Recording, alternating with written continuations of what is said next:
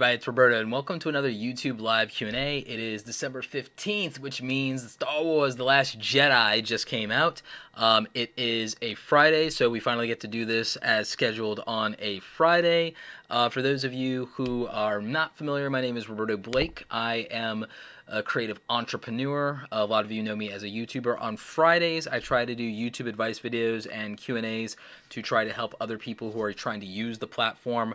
I've used the platform as, online education, trying to teach people how not to be starving artists, how to become a freelancer, how to, whip out their camera or their phone and make something really cool, share it with the world, and maybe make a few bucks in the process doing, something that they love. And that may or may not be YouTube specifically, but YouTube is a really good way to help get that out there.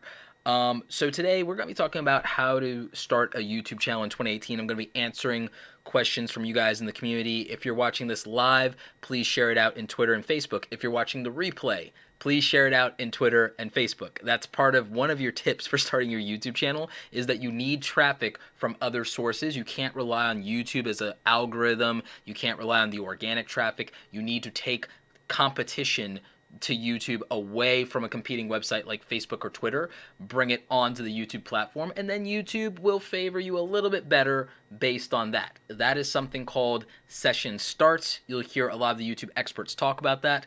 Basically, think about it like this. If you are working in a store, selling the people in the store is one thing. Getting people from outside the store into the store, that impresses your boss. That's how you get promoted. So, again, that is being a working stiff 101. So welcome to YouTube. So anyway, guys, I see some familiar faces here. Beanie Draws, Scott Sullivan, thank you, thank you. Who else we got? We got Frost FM. So yeah, how's it going, guys? Now, I'm going to try to cover some of the basics here because, like I said, this is about how to start in 2018. There are some of you who have already started your channels. So again, I want to answer some questions, and we got a couple here that I'm definitely going to get to. Remember, also, we have Super Chat here if you want to donate. There are a couple of things going on. If I have time, I might actually review a few channels at the end of the stream, probably no more than 5 or 6. Whoever donated the most will probably get a review. I also have some information about how to do that in the description down below if you're live and you're watching. So just realize that that's what's going on. But also you can ask your questions and grab my attention with the super chat. Or if you're just getting any value out of this and you want to throw $2, you want to contribute to my snack fund, you want to contribute coffee money to keep my addiction going, then you can feel free to do that as well. It's always appreciated. We're going to talk a little bit about how ad revenue on YouTube works. And things of that nature. And so that's what you can look forward to in this particular stream, is we're really going to get into some of the basics. I know that there are people who want specific genre tactics, but I want to try and cover as much material and as much of the general questions as possible. And I also want to talk for a little bit about the gear and the equipment. I think that this gets overlooked in two ways. I think that some people still think that they need a fancy rig like this. This is ridiculously expensive and it's overkill, but for me, overkill is the right amount. Larry Snow, thank you for the $25 super chat, my friend. Just a token of my appreciation. Love you, man. Love you too, Larry. Appreciate that. That is awesome. But yeah, this is a ridiculously overkill kind of setup. This rig is something I put together. This is a Sony A6500. This is a $25 cheap mini tripod. It's Manfrotto. This is a 50mm lens. This is about a $400, $500 touchscreen external from Small HD because the Sony doesn't have a flip-up screen. And then we've got an $80 Rode Video Micro attached to it there as a shotgun. This is overkill. This is trying to take something that kind of sort of isn't a vlogging camera and turning it into a vlogging camera. That is not practical for most of you, and you don't need to do any of that to get started on YouTube. I've done plenty of videos and live streams just using one of my smartphones, and there are so many great smartphones out there. The cameras on these are amazing. It's better than the first couple of cameras I used when I started on YouTube. Even the built-in audio is actually not that bad, and if you still have a headphone jack, some of the older phones are better, then you can plug something like a Rode Video Micro or Video Mic Me into something like this if you still have a headphone jack, and you can do that. Or if you're on Bluetooth, you can use things like the AirPods, and the audio is actually really decent. And I've done videos like that, and they do just as well, sometimes better than any video that I shoot on an expensive camera rig. So I want to encourage you that you don't need to have $2,000 laying around to make videos and to buy like my setup or Casey Neistat's setup. When I started doing my first YouTube videos, I used a well, it was a little bit more, but now would be a $350 camera, and those videos still get views today. They still bring in thousands of views to the channel, so you don't need really fancy equipment. I know a YouTuber, Scott Manley. Scott Manley uses just his smartphone. He uses an iPhone 6S, and he shoots his videos and he edits his videos on his iPhone in iMovie. He has over 650,000 subscribers on YouTube, and it's all videos shot and edited on his iPhone. I mean, that is amazing. And, you know, you can do things like that, and it is good enough if you are making good quality content. You don't have to, you know, do something like that. Now, I will say you like iPhone 4S may not cut it because I don't think that's full HD 1080p. So you want to shoot it full 1080, full HD video.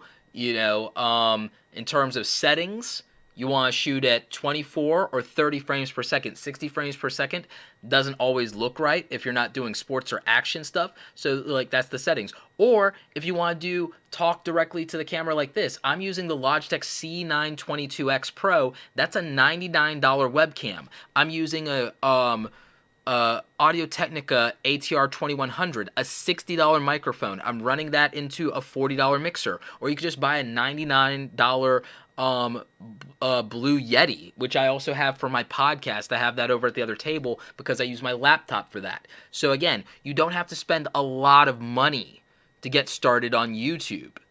Someone's asking, is it okay to make videos in 720p? I don't think in 2018 it's okay to do videos in 720p. Official Bam Bam TV, $5. Thank you for the YouTube starter kit. It's helped me out. Thank you for buying the YouTube starter kit. I'm glad it's helping you out. For those of you who don't know or you're just tuning in, someone's mentioning the YouTube starter kit. I actually made something that helps YouTubers who are getting started, because one of the big things on YouTube when you're getting started is thumbnails. Even if you're shooting on your smartphone, that quality is good enough in terms of a video. But you know what kills a video before it even gets started? If you have a bad thumbnail that no one clicks on in the first place. Or if your channel artwork is boring or lame, or it doesn't tell people what your channel is about and they can't understand what your channel is about when they visit it, that hurts your channel. So I came up with something to help solve that problem. I have a link for it down in the description down below. And what that is, let me switch up on the screen here. The YouTube Starter Kit, brought to you by my company, Awesome Creator Academy, the sponsor of our live stream. I'm sponsoring my own live stream. That's another hack I'll tell you guys about later in terms of how to make money on YouTube, how to get sponsors. But if all else fails, you can be your own sponsor. And so, in any case, I have a product called the YouTube Starter Kit over at awesomecreatoracademy.com. In the description, I have a 50% off coupon that's only good for 16 more days. It's good to the end of 2017, and then that sale goes away and it'll never be cheaper. So what you get is you get like about 100 downloads, and it would normally be $100, but right now it's 50% off, so it's half of that. You're getting everything for less than $1. I've got over 40 YouTube thumbnail templates here that are based on like the top videos and channels and trends in YouTube. And all you'd have to do is get something in Photoshop. You can get a 30-day free trial, or you can buy Affinity Photo for like $40, or you can use GIMP. It's a free open source Photoshop Alternative, and I've got YouTube channel artwork templates. I've got lower thirds. I've got YouTube end cards. I've got YouTube thumbnail templates based on trending and even viral videos and some basic stuff. So we've got that. We've even got some free royalty-free music for you to download directly, but I also have a list that takes you to channels that literally have 100 plus royalty-free tracks, so for free. So again, I have the YouTube starter kit. It's literally everything you need to make your channel look professional from the very beginning in terms of your thumbnails and some other things to help you out. And again, it will never be cheaper. It's 50% off. Links in the description. You can check that out. Maybe it helps your channel. So again, that's my thing, and that's what they're talking about. Also, again, I'm sponsoring my own live stream. That's something that all of you should do if you're worried about the adpocalypse, is you can get sponsors, you can get brand deals. You can't rely on ad revenue to make money on YouTube. I do okay with ad revenue. My stuff isn't being demonetized yet, but you just never know. And then, Patreon, I said I was going to talk about that. Patreon, where creators can have donations from their fans. They were going to change the rules, and they were going to pass the fee onto people supporting creators, and that was going to hurt a lot of people. If you donated $2, you don't want to have to donate $2.50 to pay the transaction fee. So Patreon listened to the YouTube community, and they're not going to make that change. They're walking that back, and so the community spoke up. They listened and they responded appropriately. So I think that they deserve some praise for that. But what I'll also say about it is that these platforms and these systems, you don't have a ton of control. So you always need to put things in place so that you stay in control. You can't just have a YouTube channel. You need other social media platforms, not just so you can promote and grow your YouTube channel, but so you can continue to have a voice and a way to express yourself, and a way for people to find you and reach you and know about you. Because again, you don't control the platforms, you don't control the rules. I also tell you that you should always have your own website. I have awesomecreatoracademy.com, I have robertoblake.com, I have several websites because, again, I want that control. I don't want to disappear because someone changes a rule or someone decides I'm not advertiser friendly or anything like that. So, I just really encourage you to diversify not only your income on YouTube, but your income on the internet. And I encourage you to diversify where you have your voice, where you're putting your content, where your brand lives, where your identity lives, because it matters that much. Because again, you just never know what's going to happen. So, that's something I wanted to bring up. And again, if you want to grab the YouTube Starter Kit, which is a product I made for the YouTube community, I teach you guys Photoshop tutorials for free. Some of you are really skilled at Photoshop, so that's great. But the other problem is that there are people out there who aren't, so then what's there for them? If you go out and you buy templates, they're like $5, $10, and $20 a piece. So I just decided to put like 100 templates into one package at one price and call it a day. So that was my answer. Bad Platano, thank you for the $10 super chat. If we're doing them at the end, then you will get it. Let's see who else we got. Zom Club 298, thank you for the $20 super chat. You said you want a review of your latest update from your last one. All right, we'll check you out at the end. Grav HD. Hi, Roberto. My girlfriend broke up with me last night. Oh, I'm sorry to hear that, man. That sucks. Would love a channel review. Trying to make a deep dive into my personal brand. Thank you for your videos, streams, and blogs and all the effort you put in. You're my idol. Don't worship idols. And again, I'm just a guy doing my own thing and putting it out there. What does Eminem say? I'm not a role model. I don't want to babysit kids. Something like that. Yeah, I kind of feel that way. But no, I super appreciate it, and I hope that maybe I've encouraged or helped you out in some way. That's always cool. More than anything, what I really want people to do is I want people to understand, someone here says, Beast Up is saying, Roberto, what if we aren't famous in social media? It's like, dude, in 2013, you didn't know who the hell I was. Hustle. It sounds cliche. It's the answer. In 2013, none of you were watching me. I had 0 subscribers in 2013, and I started putting out Photoshop tutorials Thursdays, once a week. You don't have to do YouTube every day to get started. To grow, you maybe need 3 to 5 videos a week, maybe. Some people can pull it off depending on their niche, their genre, their talent, their charisma. They can do less and grow, or if they're doing viral or trendy topics, sure. But the reality is this. I'm at 250,000 and I still haven't even focused on growing my YouTube channel. I'm going to say something to you guys I haven't explained before, is that I started in July 2013 doing like one video a week on Thursdays, which means I was always late and you could bet it would come out Friday. So Photoshop Thursdays turned into Photoshop Fridays unofficially, right? Or even Saturdays, because I would get it out a day or two late. Then people started asking me other questions about video editing, so I started doing some Premiere Pro tutorials. I did other software. Some of you started asking me questions about photography and design, so then I started talking about like what camera gear you need and what settings and what lenses do, and you'll see a lot of that content in my channel. I've done over 100 videos just talking about camera stuff, you know, and then sometimes you guys were asking me about other hardware, the microphones, so the lights. I need to do more videos about lighting, by the way, because that's really important, and we'll talk about that. But what I want to say, Beast Up, is when I got started on YouTube, I didn't have a following in any social media. I wasn't internet quote-unquote famous or any of that nonsense. Back in the day, like 2010 and 11 and I think 12, I'd been featured in a few magazines, but only graphic design and digital arts people knew about that from some of my personal artwork getting featured. And again, I had some industry cred in the advertising design side of the world, but again, it didn't translate to anything in YouTube in any way. I was still nobody in YouTube, and I didn't care about being somebody in YouTube. A lot of you want to be somebody in YouTube, want to be part of the community, want to get subscribers. I was just coming here because I'm passionate about design and photography and art and freelancing and entrepreneurship, and like if you don't like corporate, you can leave and you can do your own thing, or if you want to succeed in corporate, here's how you survive it and overcome like anxiety and depression, and maybe you're getting bullied at work and maybe you want to excel in your career. Well, I can tell you how I did it and things like that. So I just did the things that I cared about, and I talked to the people that I thought were like me, and that grew and grew, and we built a community, and I responded to every comment, and then I did more and more videos because people asked me to. People asked me to make more videos, so I made more videos that could help them, that I was excited about making. I wasn't worried about growing my YouTube channel.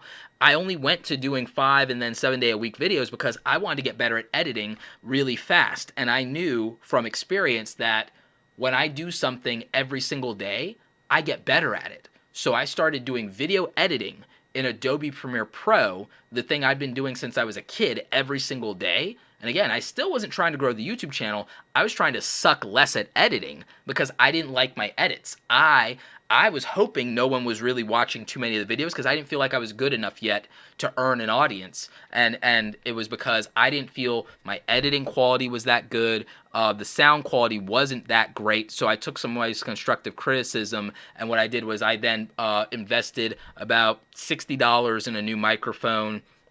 And then that was having some issues. That microphone died on me. And then I took someone's advice and I bought a $20 clip-on microphone. And that was even better than the $60 microphone. And so I just kept trying to get better and improve. You don't need to be YouTube famous. And you said you wanted to be on Rice Gum's level. It's like, you don't need to be on Rice Gum's level. You need to do your own thing. And you need to accept that there are probably some people out there, maybe there's a couple thousand people out there that like you. You don't want to be a clone of Rice Gum. It's like, and be truth, like Brandon, like I don't know the guy personally. It just seems like he's the kind of person that might be a little douchey to his friends. And again, he flexes way too much.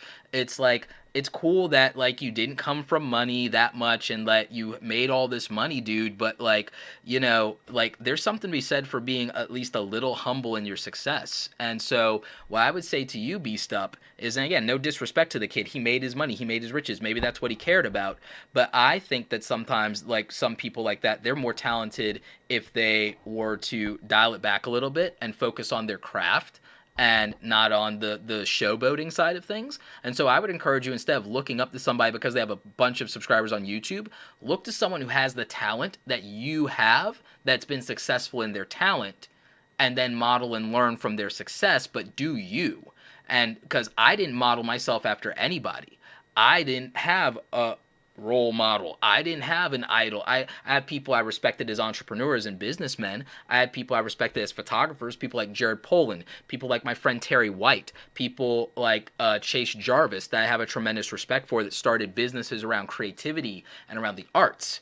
And I respected them because they were like me, not because they were big or famous or whatever. You guys probably haven't even heard of the people I'm talking about: Chase Jarvis, Jared Polin, Terry White. Like, you probably haven't heard of them. Why? Because you're not super into photography the way I am. So do what you actually care about, and that will translate to success not only in YouTube or social media, but in your life, because you'll attract your tribe, you'll attract your people. And that's the answer. The answer is always that you grow by doing that. This community is an amazing community of people that are passionate about their creativity and about maybe taking control of their life through entrepreneurship or a side hustle or freelancing. So, so that's what I would say about that. And so I hope that gives you kind of an answer. I see some questions. 30-day reviews. You've heard of them all? Nice. Anwar Tube says, I want to start YouTube, but I don't have any idea what I should upload. I'll go back to what I was saying earlier. If you are trying to start YouTube, especially in 2018, and you don't know what you want to talk about, you might not be ready to start YouTube yet. And again, a lot of people don't want me to say that. They feel like, oh, how dare you, and like, blah, blah, blah, and I want to be a YouTuber. It's like, I would say that the answer is, if you want to be a YouTuber, you're not ready to be a YouTuber.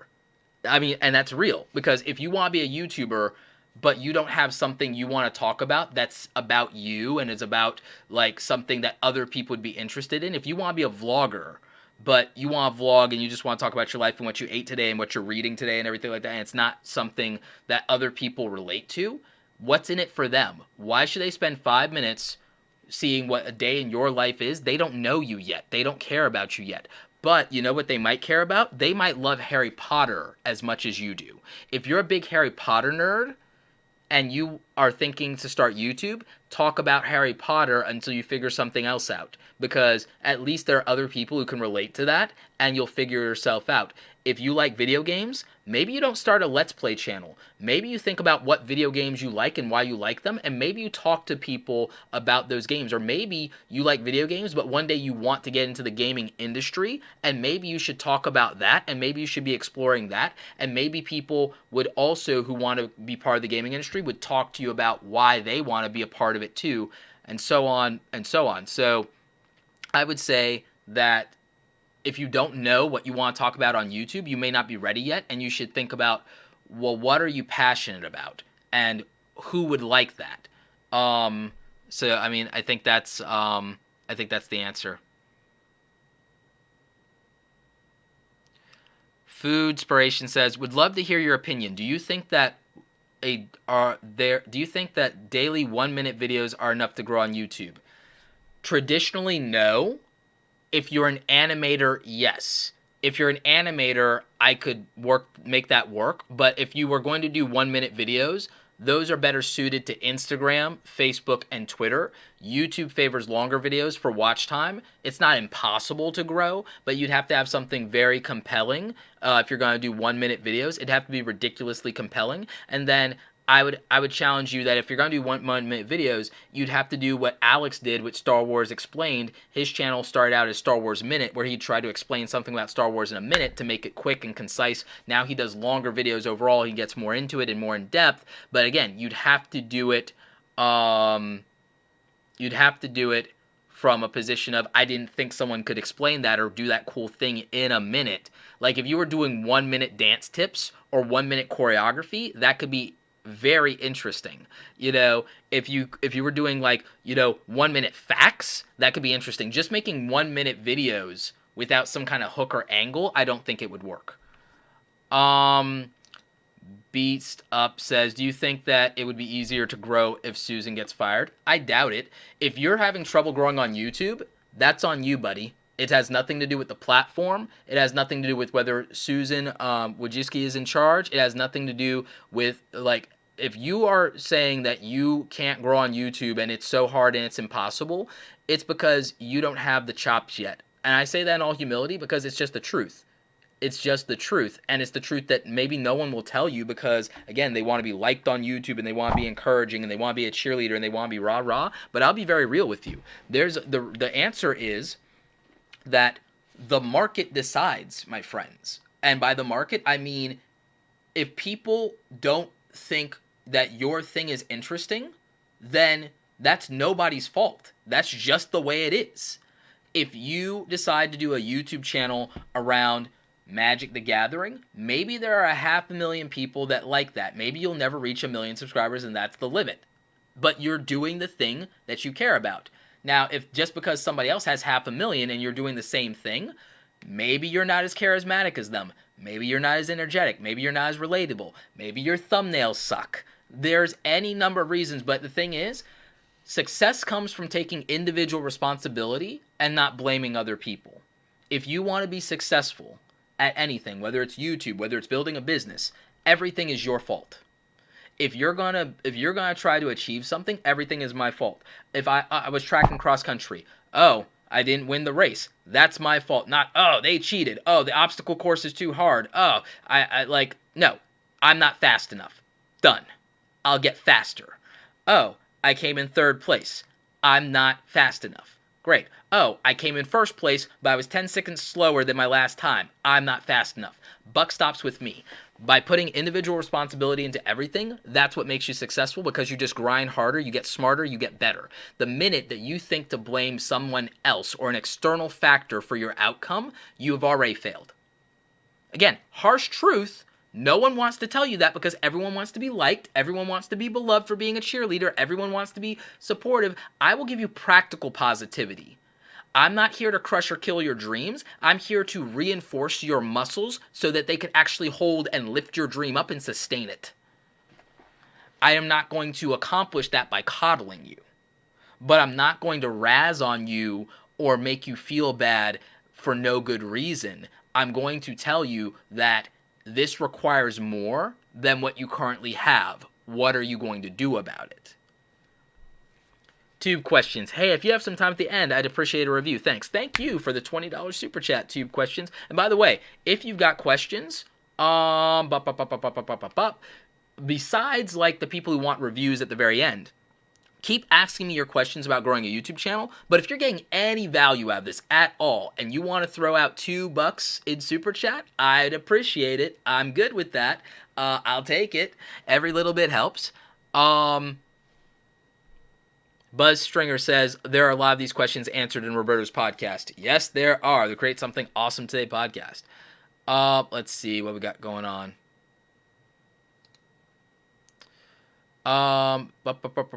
How do you think the new Facebook content tools will help grow their content? Will tubers diversify?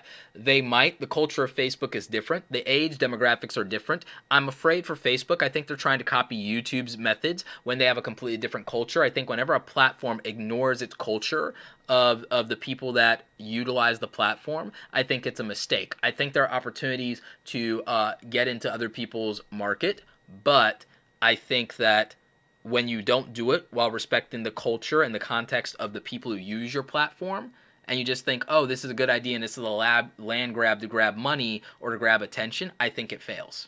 So that's what I would say. My Harry Britt. Hey, how's it going, Alan? Hey, Roberto, does the YouTube community tab feed the algorithm? Are new posts counted as new content like playlist and videos? Thanks for your support, Alan. They do affect the algorithm, but not in the way you think. I'm reserving my my thesis on that until I have more evidence, but I, as someone who's coded, have some interesting ideas about how that works. What I'll say is this: any and all activity on your YouTube channel and anything that starts sessions on your YouTube channel counts toward channel authority, which is a hidden metric you will not see. So you do want to utilize that community tab if you're over 10,000 subscribers. That will definitely help you.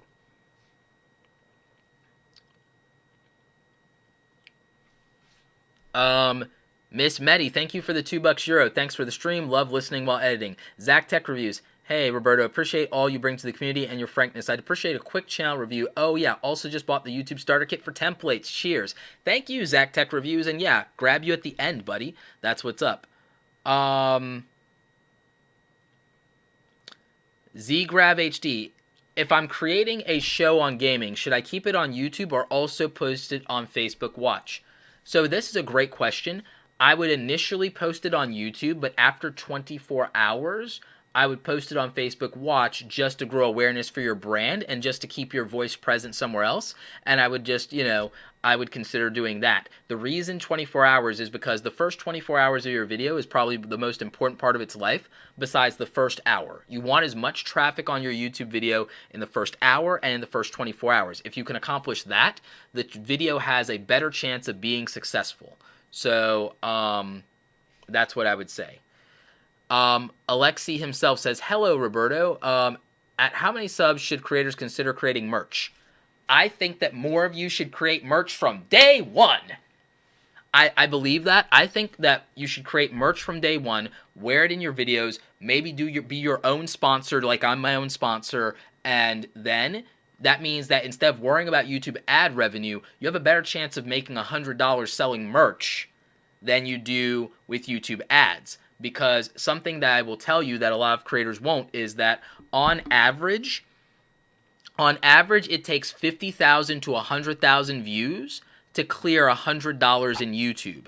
There are obviously other creators with better CPM rates, but that's also creators that are more established. But I know creators with 50,000, 200,000 subscribers that still only get $100 per 100,000 views because the average CPM rate is closer to a quarter to $1 per thousand views, and then only 30 to 60% of video views are usually monetized, sometimes worse depending on how the adpocalypse is going.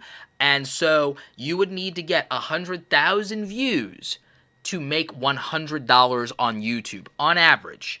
And that's the more realistic number despite what anyone is telling you. And I know that from creators that have 10,000 subscribers, 50,000 subscribers, 250,000 subscribers. These are the real numbers, people. Now, my ad revenue numbers are very different, and we've talked about that, and we've done deep dives on analytics, but I've also explained that there are like 5 variables that are very different for my channel in that regard than most other creators with regard to the ad revenue. So I would encourage you to diversify the revenue from day one of your channel to plan to not rely on ad revenue. From the day you start your channel in 2018, in my opinion, you should pretend that YouTube ad revenue doesn't exist. You should think of this in the way that you would think about being an Instagram creator, a Snapchat creator, a Facebook creator. Pretend that YouTube is not splitting 55% with you. If you do that, because I know, you look up to people like PewDiePie and Jake Paul or Rice Gum, piece of garbage, and so many others, right? And they've made millions on YouTube ad revenue, but those days for most people, one, would have never existed in the first place, most people on this platform, and two, they're certainly gone now. So we should just kind of, again, and I'm not saying, oh, just roll over and accept the demonetization when it's happening unfairly. I'm not saying that. I've voiced my vocal opinion on that in the past already. But I'm saying from a business practicality standpoint, since you have no control over ads, don't worry about them. They're a bonus. If you think of it like that, you won't be demotivated and discouraged. I think you should sell your own merchandise from day one so that if people want to buy it, they have the option to buy it. If people have the option to hand you money, the people who say yes will do it. And because we have things like the adpocalypse and the demonetization and the ad boycotts and all of these things, viewers are much more sympathetic to YouTubers doing what it takes to earn a living on the platform than they've ever been. So they're much less likely to throw things at you like sell out or blah, blah, blah. They're much less likely to do that today than they were 2 years ago because it's a known thing, and even big creators have been hit by it, so it's more acceptable. Also, if you do a good job with that, it's easier in the future to show brands that you can be a showman or a showwoman and that you can sell things because you'll have your own sales to reflect your ability to convert your audience and how passionate your audience is to put their money where their mouth is when it comes to support what you do. So I think that you, day one, should think about selling merch or some product or something so that you have a way independent of YouTube ad revenue to make your money. So I would say that that is valuable to you and a good lesson. And with that, I want to remind you guys that I've got something you can buy that actually will help you with YouTube. I have the YouTube Starter Kit over at awesomecreatoracademy.com. I have a discount code in the description below for you to get 50% off. That 50% off deal is only good to the end of the year. It'll never be this cheap again. What is the YouTube Starter Kit? Pretty much 100 templates for $100, but it's going for 50 right now. And you get about like 40 thumbnail templates. I'm adding some more to that. We got 10 music downloads plus a list of like over 100 music downloads for you, royalty free to use without copyright strikes. We got YouTube channel artwork for you. We've got end cards. We've got lower thirds. We've got all kinds of things. We even have a list of 100 ideas for getting your channel started as far as video ideas. So again, YouTube Starter Kit is there, 50% off code till the end of the year. Make sure your thumbnails don't suck, because thumbnails that suck don't get clicked, don't get views, don't convert to subscribers. So anyway, you can grab that from awesomecreatoracademy.com. Links are in the description down below. And you see, that's how you do a plug. That's how you do a plug for your merch or your product or whatever. I actually did it by example, and it works. The YouTube Starter Kit has actually made me more than I've ever made on ad revenue, and I haven't even had it out but 1 month yet. And you know, I rarely promote it that much, to be honest, and it's doing amazing. So I always think that you should think about, if you want to make money on YouTube, figure out something that lets you stay independent. Because if you start making your videos to make ad money or to appease sponsors, it stops being your content at some point. And your audience and your community will notice, and they'll become very sensitive to that. So the better you can go about doing your own thing, the more you can do your own thing, the better. So I always encourage that, even from day one, think about what the business might be like, but also, again, make the content you really want to make. Greg Clunis, thank you for the $15 super chat. Any chance I can get a channel review? Thanks for everything, homie. Thank you, homie. Appreciate you. Yeah, we'll do those at the end here after I answer more questions. Sarah Bogosian, I think I'm pronouncing that right. I'd love to know your opinion about going live when no one shows up.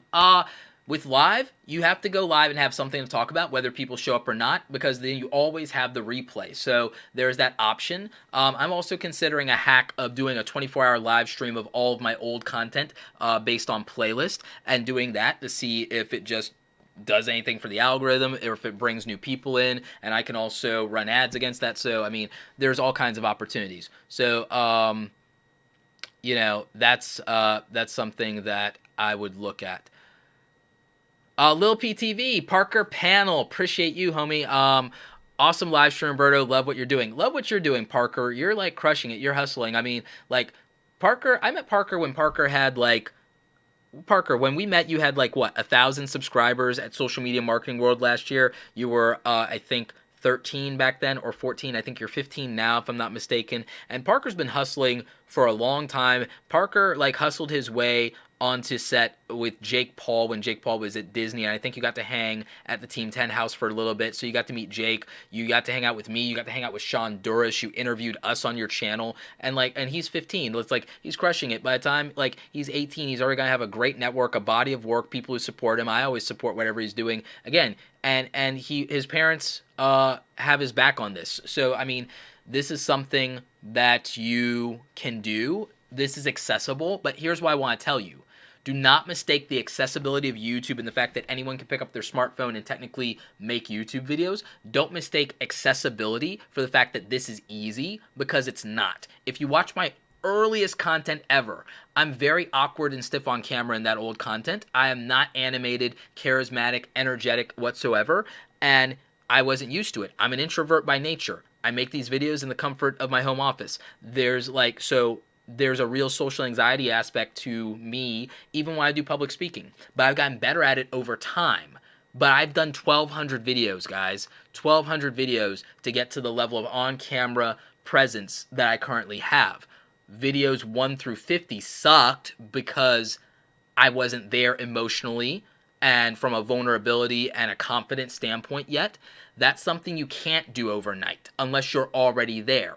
So also, don't judge yourself on your first couple of videos because almost nobody's good their first couple of videos unless they're coming from a different platform where they got their experience, like Vine or Snapchat, and they broke out there and got good at that, were bad at it at first, and then by the time they came to YouTube, of course they were like, you know, whatever, because they had experience. Or if they came from an acting or stage background, of course they came to YouTube and were able to crush it. So don't think that because anybody can do this, that anybody can be good at it, because there's a difference. There's a difference between anybody can show up and be a YouTuber, film on their smartphone, buy a camera, and whatever, but that doesn't make you Casey Neistat just because you got drone shots. That doesn't make you Gary Vee just because you want to throw out the word hustle every 5 seconds and drop an F-bomb, okay?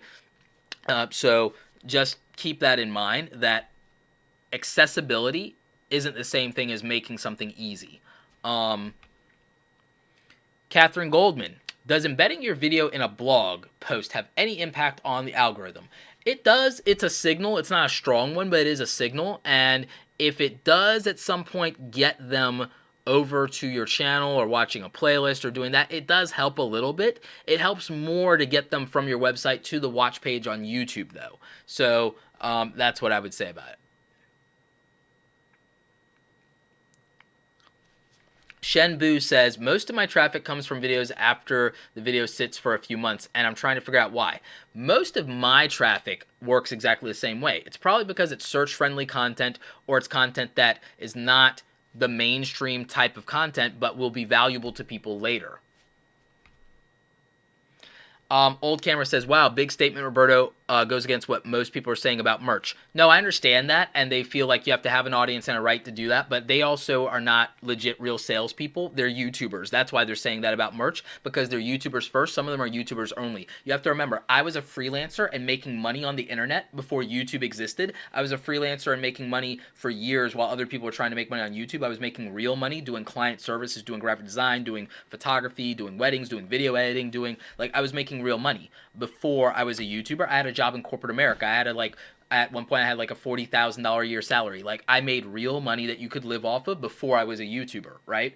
So my perspective is different. I worked retail as a kid. I know better. And the reason I'm telling you merch from day one is because, one, you're conditioning your audience to expect that you sell something, which means the audience you get, maybe you grow slower, maybe it's less of a YouTuber-y thing, but you will make more money, and the audience that you do get will be loyal, and they'll be used to your shtick. And again, with selling merch, I'm not telling you say, hey, and don't forget to support me by buying the merch. I'm telling you to wear the merch in your videos, have a link to buy it, call out your merch in your videos, learn from the Paul brothers, put a freaking funny skit for 15 seconds about your merch somewhere into the video that is bananas, that is funny, that makes people say, okay, I get it, I'll do it, and make it an entertaining part of the thing. Make it a hook.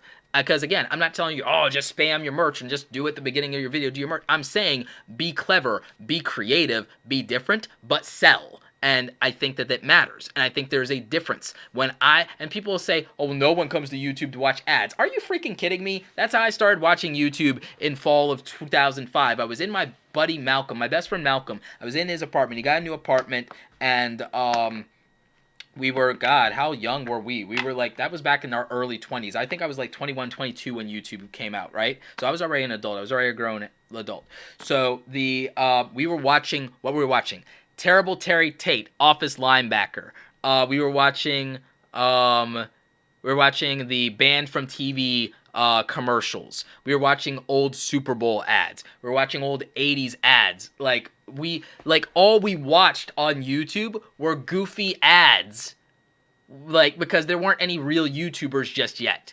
It was people filming their family vacations and posting it and stuff like that. So we were watching in 2005, 2006, we were watching goofy commercials and, people freebooting things like Rocco's Modern Life. So we were, that's what we were up to in the early days of YouTube. So to say that nobody comes to YouTube to watch ads and that you can't sell merch from the beginning, I disagree. Zantro says, "Hey Roberto, maybe you already talked about it, but just came here. What's wrong with TubeBuddy and YouTube? Will it stop working here?" So there's like another update to YouTube, and whenever there's an update to YouTube, it's not just TubeBuddy, vidIQ, and a couple of other tools break a little bit when this kind of thing happens. But the other thing is, like for me, it hasn't happened completely. Let me see if I can actually toggle over to something in my screen and show you guys because for me, TubeBuddy hasn't stopped working. Not really. At least that's what my experience is. But your experience may vary. So I'm just gonna like check on something here and see if it's working for me, and then I'll show you my screen, and we can talk about it. But basically, yep, it's working for me. So let's toggle over real quick. All right, so if I go into my videos dashboard, for example, and I do search positions, I'm looking at the video that I posted about my feature on BuzzFeed, and it's giving me my rankings, it's giving me my data. So for me, TubeBuddy is working. Let's see what else with this video. And then eventually this will populate. It might be a little slow. But yeah, it's giving me all my tags that are green, and so it's telling me the best practices audit. So yeah, so like for me, TubeBuddy is working fine, but it's not necessarily working fine for everybody, and that could have a lot to do with some updates that YouTube did recently. Sometimes these tools break when that happens. There is a feature in TubeBuddy that they are taking away because YouTube is changing something on their policy. When we have more details on how it's going to be handled, I will update you with that. But understand that TubeBuddy is mostly working, so just check that out, and maybe you try uninstalling and reinstalling, and that might help you. Let's see. Data Savvy says, Roberto, are you INTJ? I know you're doing the Myers-Briggs thing. Here's the thing. I don't really believe in the Myers-Briggs things because my answer changes depending on how I'm feeling that week.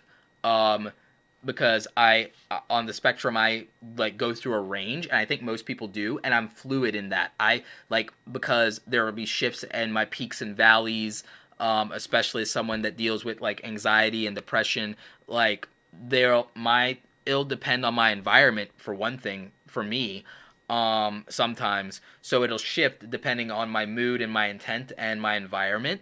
And so I've done cycles where I've done that test every month for like a year, and it's different, like, and it rotates. So I don't go by that, and I don't believe that defines you. I think it's more fluid than that. Interesting question though.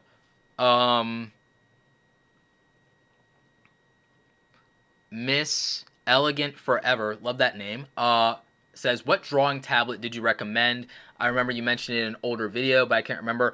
I use over here, and I don't know if I can do it to where you guys can see this, but I use an Artisol D13. They sent this to me about maybe 2 years ago. I think they're going to send me the giant one and maybe the smaller one for travel too.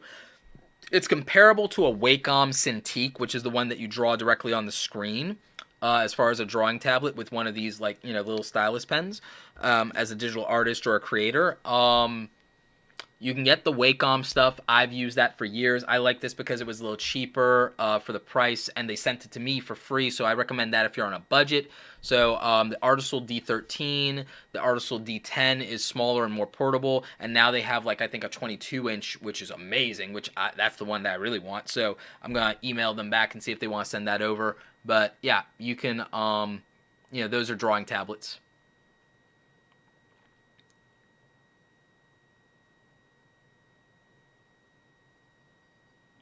Tiny Android says, hey, Roberto, it's been 18 days since I completed my 10K views. YouTube said they'd get back to me about monetization in about a week, but it's been half a month. Please tell me what to do. Nothing you can do. You have to wait on them. One, a lot of people are crossing that threshold. They have to review people, especially now with things with the advertiser boycott. So I would just stress patience. And again, I keep saying this. Everyone should pretend that YouTube ad revenue doesn't exist. I know that's not the answer you guys want to hear, but also remember what I said earlier. 10,000 views, I know people that get 100,000 views, that gets them $100. So if you got to 10,000 across your entire channel, you're only missing out on $10. And I know that $10, and that's maximum. I know $10 might be something to you right now, but it's like, again, you could make that $10 selling 2 t-shirts a lot more easily than getting views on YouTube. It is much easier to sell a t-shirt. It is much easier to sell a product than to make money on ad revenue, guys. I'm telling you, pretend that ad revenue doesn't exist. Big Rick Machine asks, Roberto, how do you capitalize on viral breakout videos on your channel? Question mark, question mark, question mark, question mark. Here's the thing. I've never had, not once in the history of my entire channel, a viral or breakout video. Not once. 1,200 videos, and not one video has ever gone viral. Now, I do have a video that has over 1 million views. I have several million videos that have 500,000 views. Several videos that have 100,000 views. They all accumulated that over a period of time. They never, ever, ever did it overnight. Nothing. It's never happened. And even the videos that have gotten 50,000 views in a single day or two never translated to a massive increase in subscribers as a result of that video. So I would say now it's not impossible. If you have that, because I've had people say, oh, I went viral and then it did nothing for me, what do I do now? If what you're asking is that, is you should have a plan for going viral. You should know, if you do go viral, what the next videos you're going to make that are similar to that are that can help grow your audience and keep attention. You should know that. And you should know who you're going to email or call or reach out to if you end up going viral. You should know exactly what media outlets, what people, what influencers, who you're going to. So I would tell you that you should have a plan. You should have a 30-day plan for what happens if you go viral. And by that, I mean, if you have no audience, but you get like 100,000 views in a day, that might be viral for you. Or obviously, if you do 1 million views in a day, you went viral. You should have a plan for what does 30 days after that look like. If your goal or your desire, you want to be viral, then you should have a 30-day plan for what comes next and how you scale that. So I would say that that's important. Beauty Underrated says, if I go back to my old videos and I edit the tags, will that give them a chance to rank high even though they're old? Yes, my most successful video. In fact, let's actually do something interesting. Do you guys, hey, all right, so we're going to do something. We're going to do a fun little experiment and everything like that. If through small donations here, and I'll just like start to queue it up just in case. If through small donations in Super Chat, if a few of you throw like $2 or $3 or $5 and we get like 30 out of that, I'll do something really cool. If we get through small donations, $30 worth of Super Chats, I will break down the science of a 1 million view video from my channel, and I will explain to you how that video, my most successful video, got 1 million views, especially since that video only got 3,000 views its first 48 hours, and it didn't get most of its views until it was 6 months old. And that video has 1.1 million plus views today. It is my most successful video of all time, and I did it in May of 2016. So I will explain that if we get a bunch of small Super Chats. If we get a bunch of small, teeny tiny Super Chats, I'll break that down. And if you want to donate via Super Chat, what you do is up here in the chat window, next to the smiley face, there's a $sign, and you can use Super Chat to do that. So we got Clover Tack with $5 coming through. We also have some other Super Chats for reviews. We got Makeup Diva Misha. We've got a few other folks here. So at the end, I'll do some reviews for them. Yeah, and Zach Tech Reviews. I will be reposting the live stream later. YouTube will have to process that. Chalkboard Mom, do you have a course that teaches how to create digital printables? I was thinking of creating beautifully designed printable quotes. Thank you.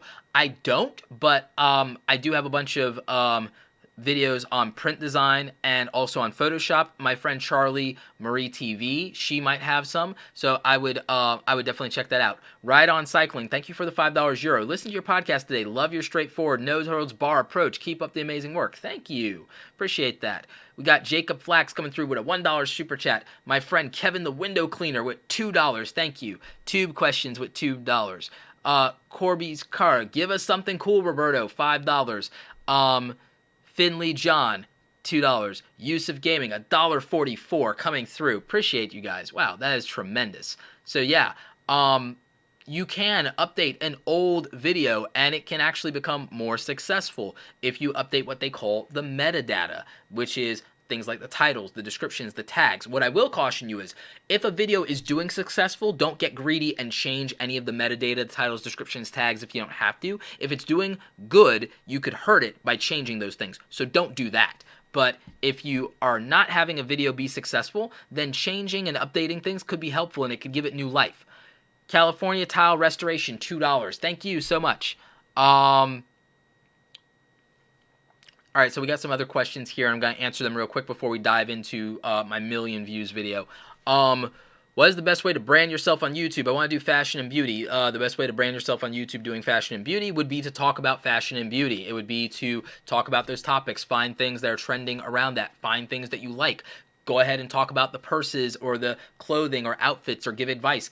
Tell people how to dress for their style. I mean, Real Men, Real Style built an entire channel around the brand and the business of helping men dress better, be more confident, give them advice on their image, their image perception and communication and nonverbals and things of that nature. So, that's something I would say you could do. Forging Freedom Channel. Interesting name. Should you leave your live videos on the channel? It depends on your goals. I like to. There are other people who don't. It just depends on what you're trying to accomplish. All right, so we got $5 Euro from Triple L. We got $50 from NavTool. Thank you. And we got Finley John with another Euro. I think that merits doing something cool. So let's do a drill down into my video that has 1 million views, and I can explain to you how that works. And by the way, NavTool, were you looking for a channel review? Just need to know. So let me know. What print-on-demand shirt site do you think is best? Look into Shopify if you're looking to go big. If you need to go fast and no money up front, Spreadshirt and Teespring.com. Those do really well.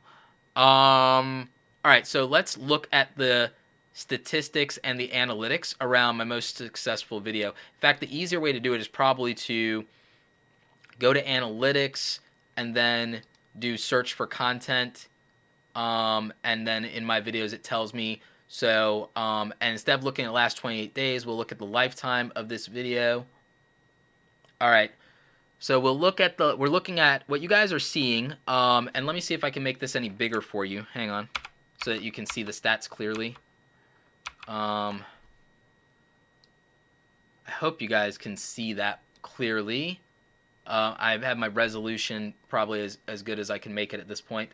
So I have a video that's almost 14 minutes long. It has over 1 million views.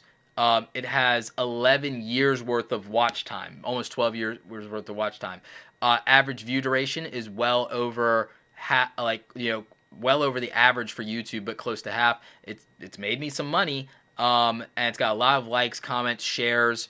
Shares definitely probably played a big role in its success later. But what you'll notice is, look at these views. It did very poorly its first 6 months, and then whoosh. And again, much better thereafter. So, that's definitely something to think about, is overall performance over time. So if I look at overall performance over time of this video and we really take a look at it, look at the beginning life of this video. It didn't do very well at the beginning in May, and it didn't get a ton of views. But then if you look at it, it spikes and it does amazing. And there are a couple of things that happened. There at some point later in the year, I went back and I changed the thumbnail, and I also changed the description and the tags to be optimized, and I used TubeBuddy to do that. If you're looking for TubeBuddy, links are in the description down below. It is a tool that helps you with building and growing your YouTube channel. You go to tubebuddy.com/awesome. Use code Roberto's Buddy, all linked in the description. You get 20% off. So it's an SEO tool that I used, and it improved my stuff. I also made a better thumbnail, and then you see it starts to continue to get views on a daily basis, thousands of views, and even to this day it still gets a couple of thousand views every single day, and that adds up and that helps grow my channel. So it just keeps doing that. And this is an older video. It got a million views, but it got them over a period of time, over a year. But it got 90% of it 6 months after the fact. So again, this video did okay for me, and it got to like 60,000 views at this point. But then it skyrockets and it keeps getting views, and it continues to get views, and it has these spikes. And so there's a lot that happens with that.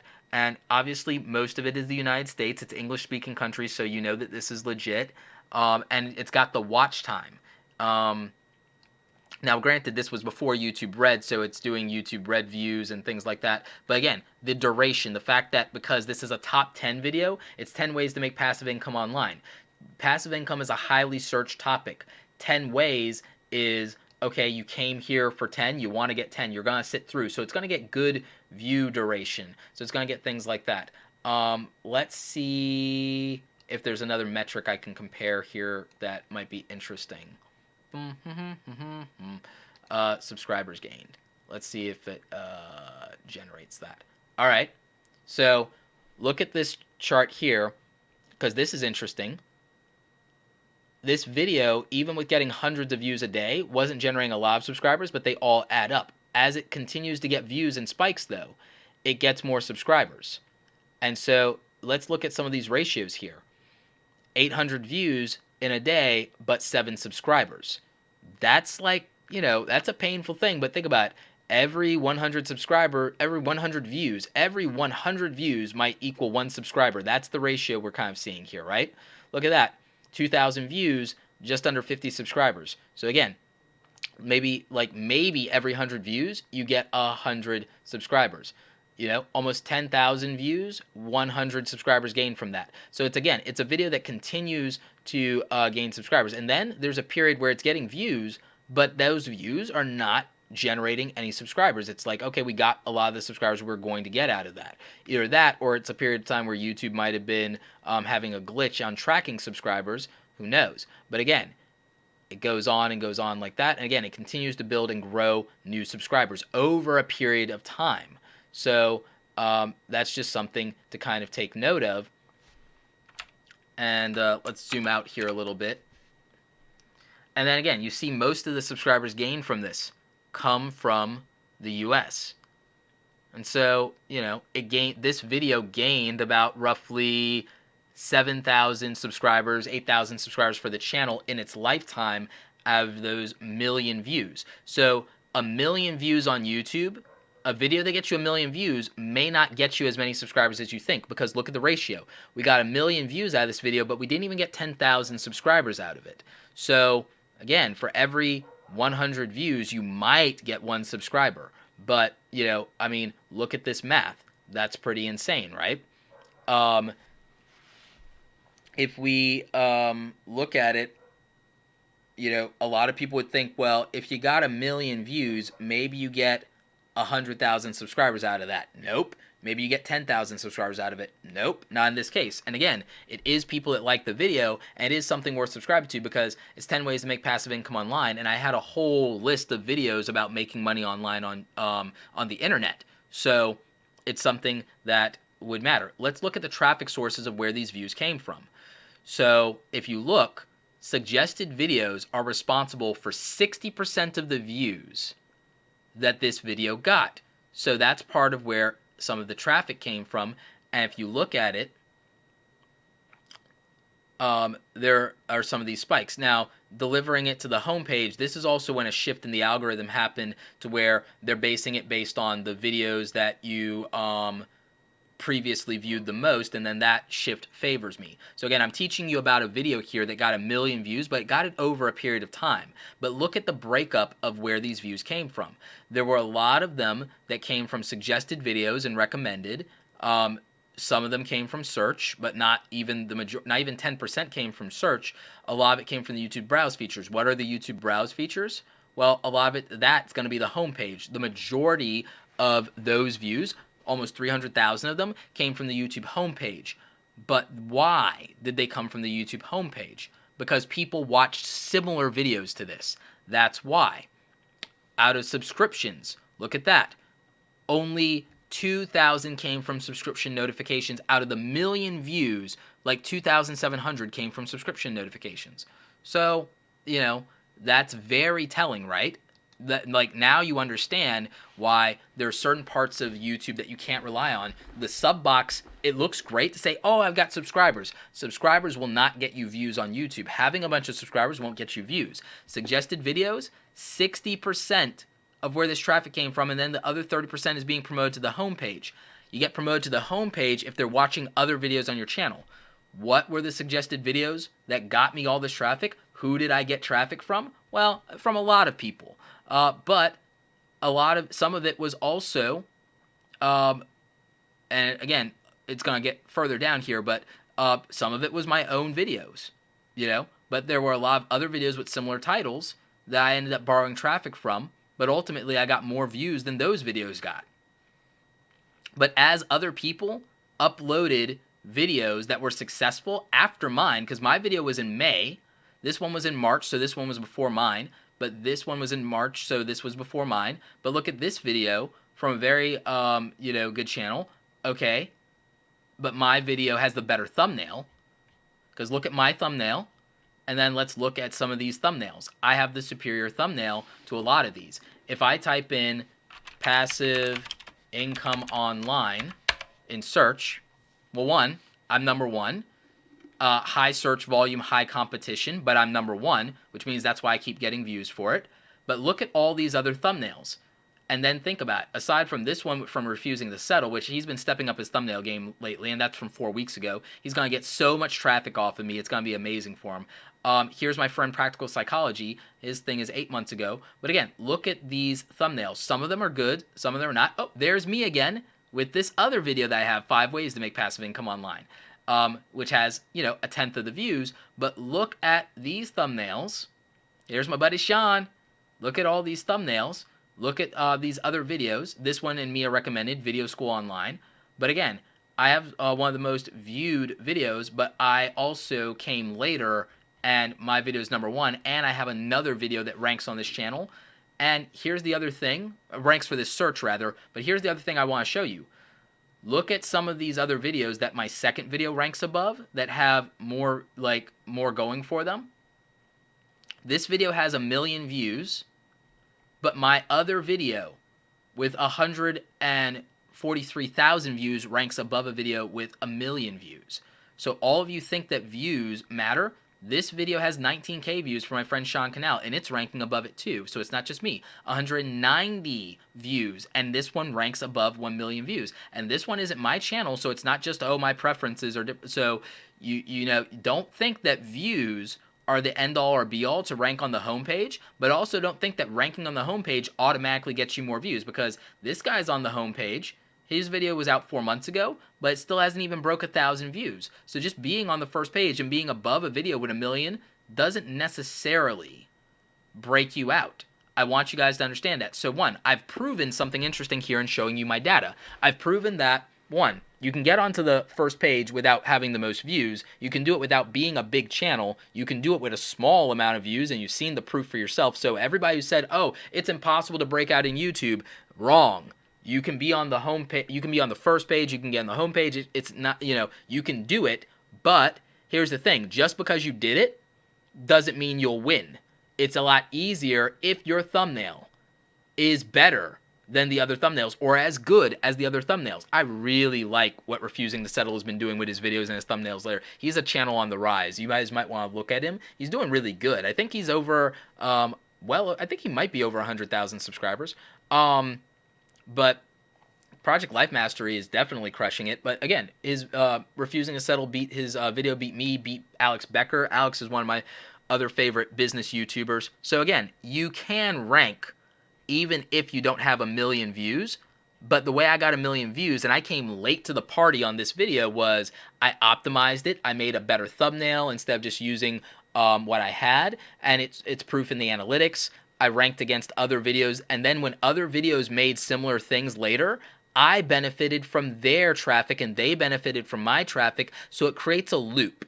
So you can see that like this, will be successful. And if I make more videos about passive income or making money online, they also tend to be successful. So I mean, that's the breakdown, and that's where the videos from suggested came. Remember, look, over 500,000 of my views came from suggested videos. And again, some of it was also from my own channel videos. So I just want you to think about that.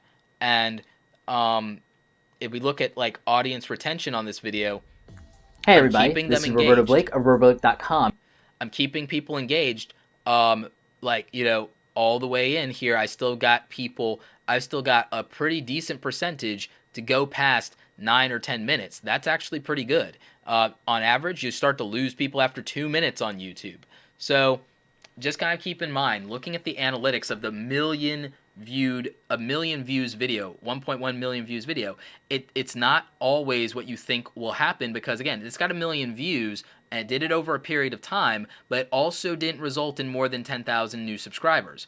The ratios were about maybe for every 100 video views, you get 1 subscriber. So think about those things. Think about how to make the best thumbnail you possibly can.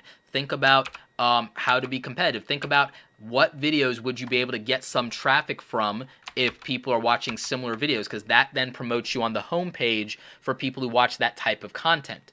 So again, that's something that I would tell you guys to look at.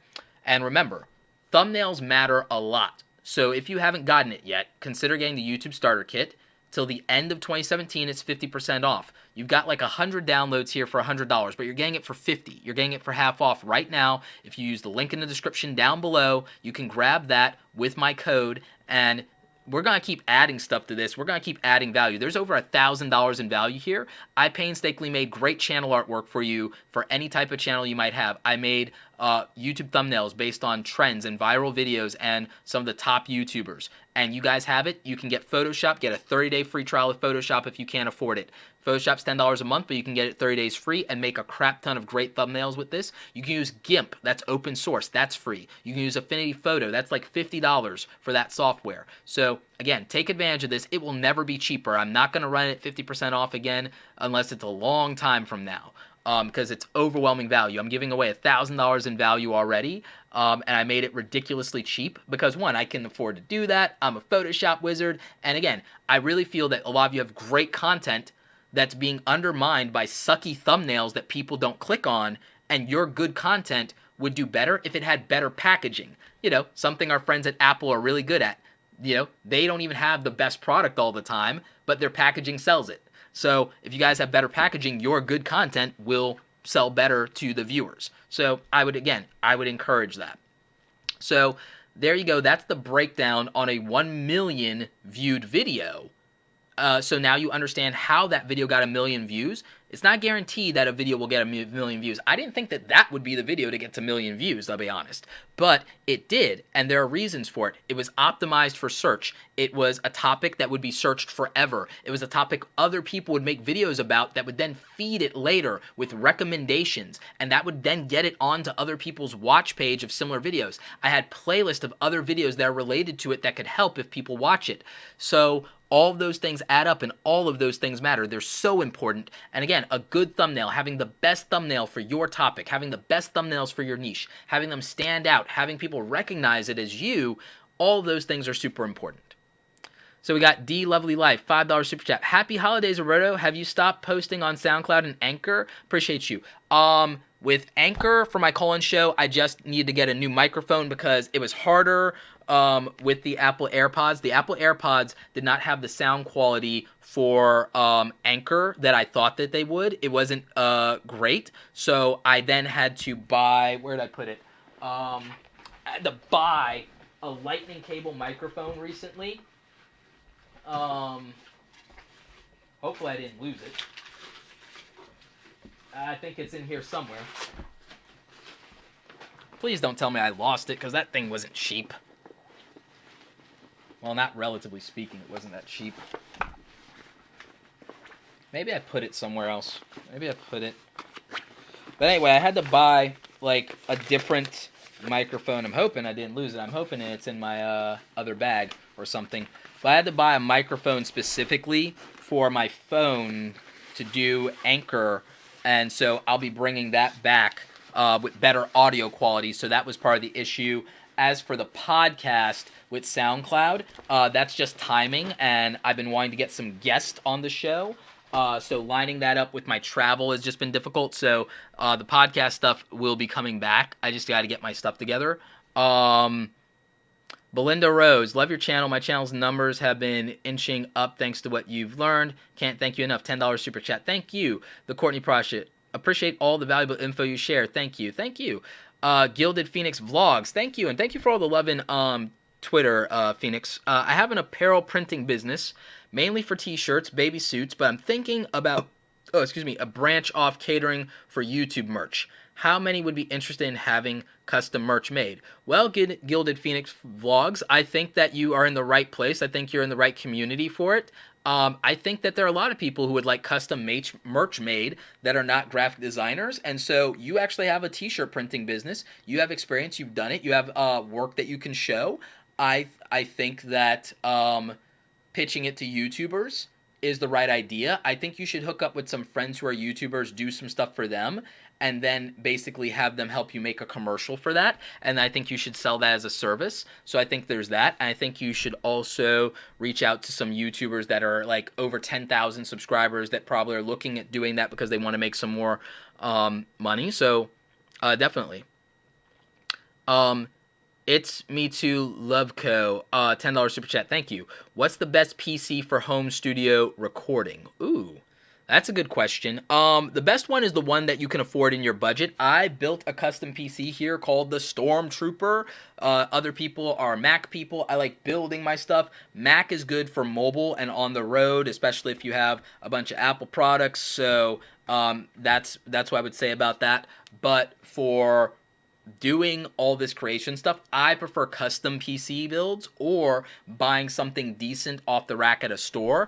But if you're doing studio recording that's audio, and if you're using Apple's Logic software or you're using GarageBand, then maybe you need to go with a Mac, and any Mac probably is fine when it comes to that. The big thing will be your audio, but typically you want something with a decent drive, maybe an SSD.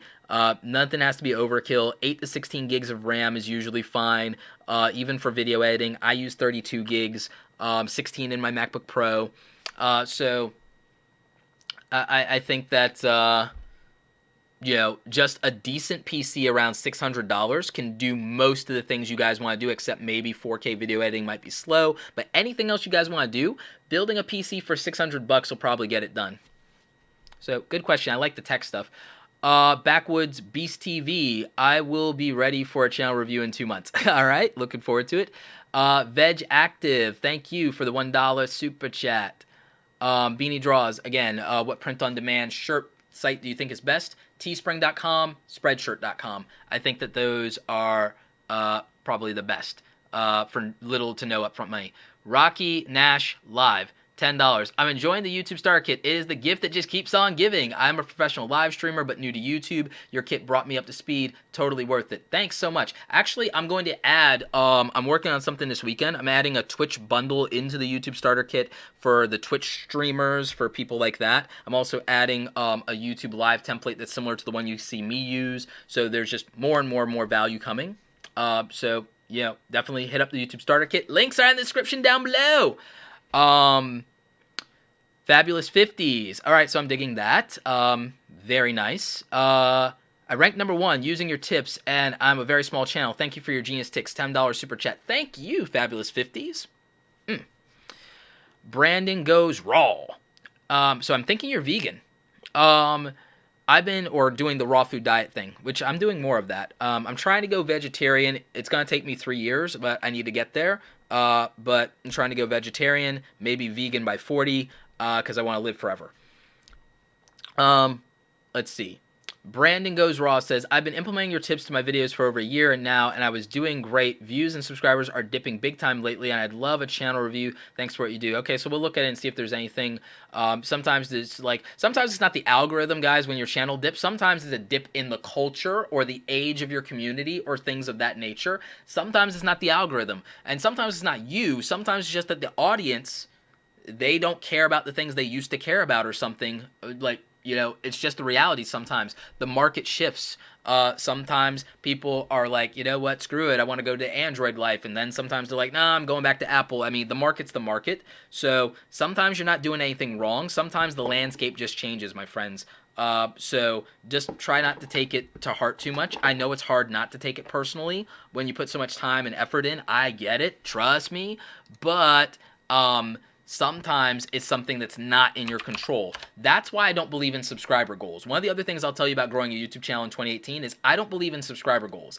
I understand that you're striving, you're working for something, and you want to feel a sense of accomplishment, but you don't control how quickly you gain subscribers. You don't control a lot of those things. So instead of subscriber goals, I would tell you that you need production goals. You need goals for getting better at your video or your audio or your thumbnails. You need goals for how much content you put out. You need goals for how fast you get. Like, I want to be faster at this. I want to be faster at that. I want to be editing in an hour instead of 4. Those are practical goals that will make you better and not discourage you. If you are getting subscribers, then you lose subscribers because you set a goal or you're falling short of a goal on subscribers. You don't control that and it'll hurt, versus the other way around.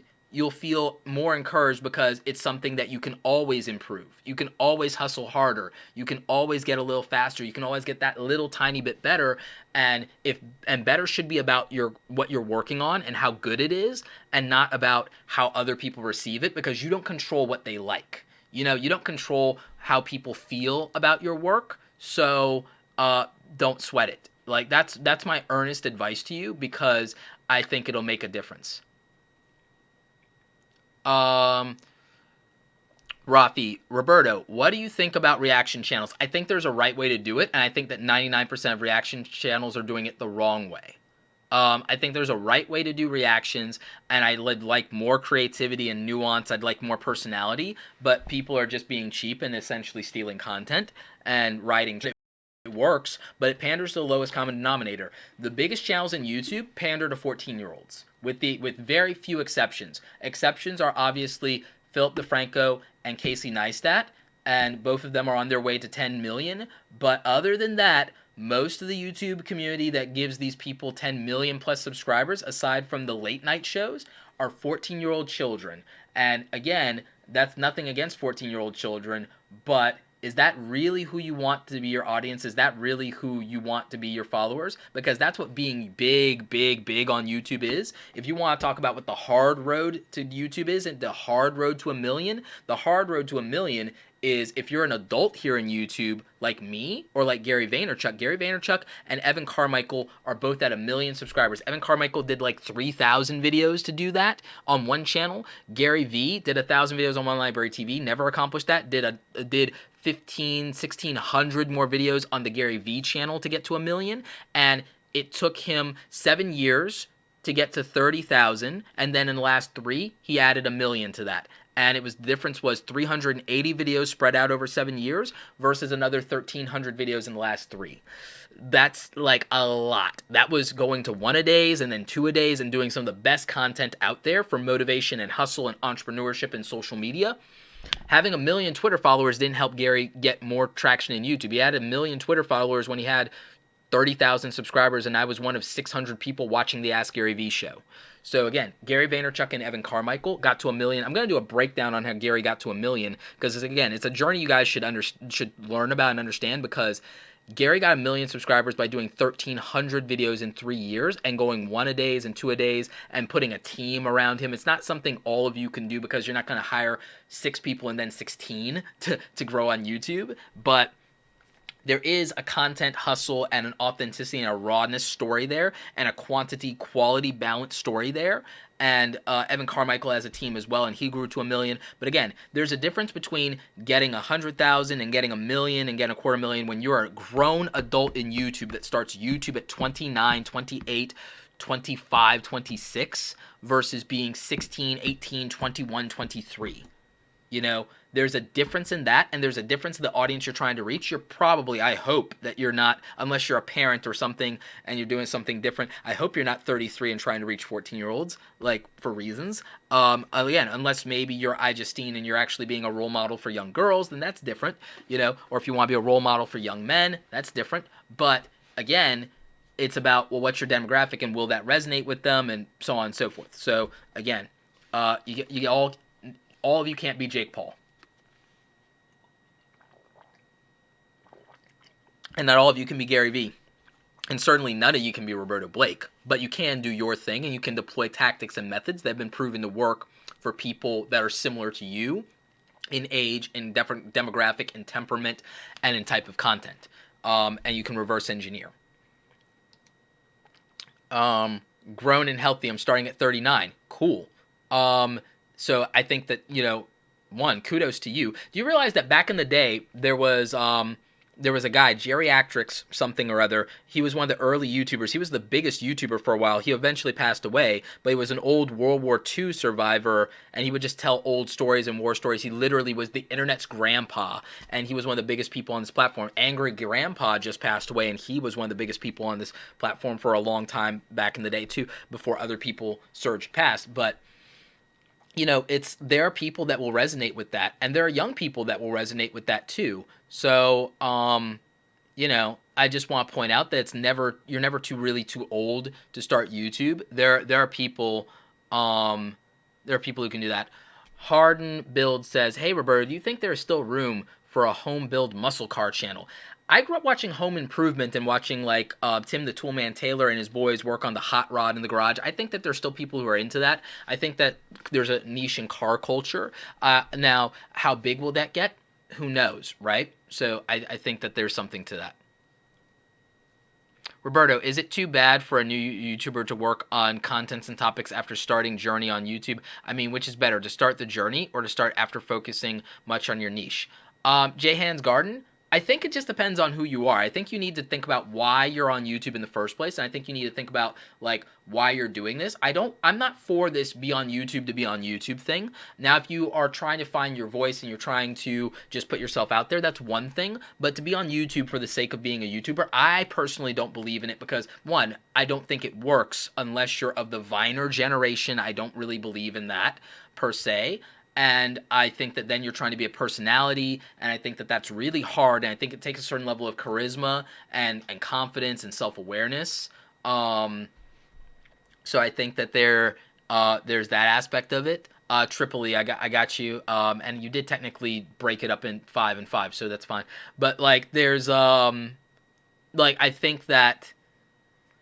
think that you have to do you, and I think that you have to figure out what your thing is, and I think you have to capitalize on that. I don't think that there's a set fixed journey. Obviously, there are best practices, and obviously there are growth hacks, and there are tactics, but at its core, it's about reaching people and an audience that cares about similar things to you, and then by proxy of that, they care about you. We make our friends because they share our interests. We make our friends because they like photography like we do, or they like Pokemon like we do, or they like NASCAR like we do, right? Or they're on the football team. We make our friends around common interest.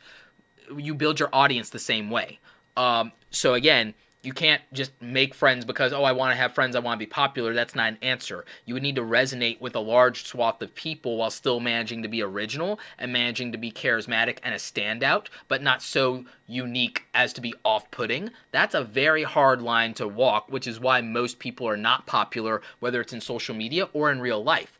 But there are people who stand out and are influencers in their niche or their industry or their part of the world because they're not trying to reach everybody. And that's the answer. So I think that you need to just think about your why, and I think that it will resonate with the right people, and you should focus on the right people instead of the most people. And so it's quality over quantity in that regard as far as audience. You know, I would prefer to have an audience of like the most amazing, the most creative, the most enthusiastic hustlers there are, instead of reach a bunch of 13 and 14-year-olds. Now, that's not to throw 13 and 14-year-olds under the bus. When I was 13, 14-year-old, I wanted to learn how to code. I wanted to do photography. I wanted to hustle. So, like, but that's the minority of people. That's the minority of 13 and 14-year-olds. But if I was going to reach 13, 14-year-olds, I would want the 13, 14-year-olds that are going to build a six-figure business by the time they're 19 or be a millionaire by the time they're 20. They're going to be on the Forbes list. I want those people more than I want the average, or I want the people who aspire to be that, at least. So I would want the exceptional people, not the lowest common denominator, but a lot of people, they'll take their popularity however they'll get it. I'm not into anything to be popular. I'm not in anything to be liked. If anything, I'm in it to be disliked, like, because I'd rather just look for the truth. I may not have the truth. I try to tell you the truth that as I know it, but I don't own the monopoly on truth, and my truth may not be yours or may not resonate with you. If it doesn't, then I don't want to waste your time. I would want you to opt out of me and consume what works for you, for who you are. I don't need or want your attention arbitrarily for myself selfishly. I want your attention if I can give you value. But again, that's my why. Not everyone wants that. Some people might be more shallow. Some people might be more noble than I am. Like, I don't know. Like I said, I don't have the monopoly on truth. Speaking of truth, Rocky Nash Live. Truth, I became a paid live streamer with less than 10K subscribers. I focused on consistent content creation and staying on topic. Never focused on the numbers. My audience found me. Great tip for YouTube. I couldn't agree more, Rocky. That's how you do it. So, that's what's up.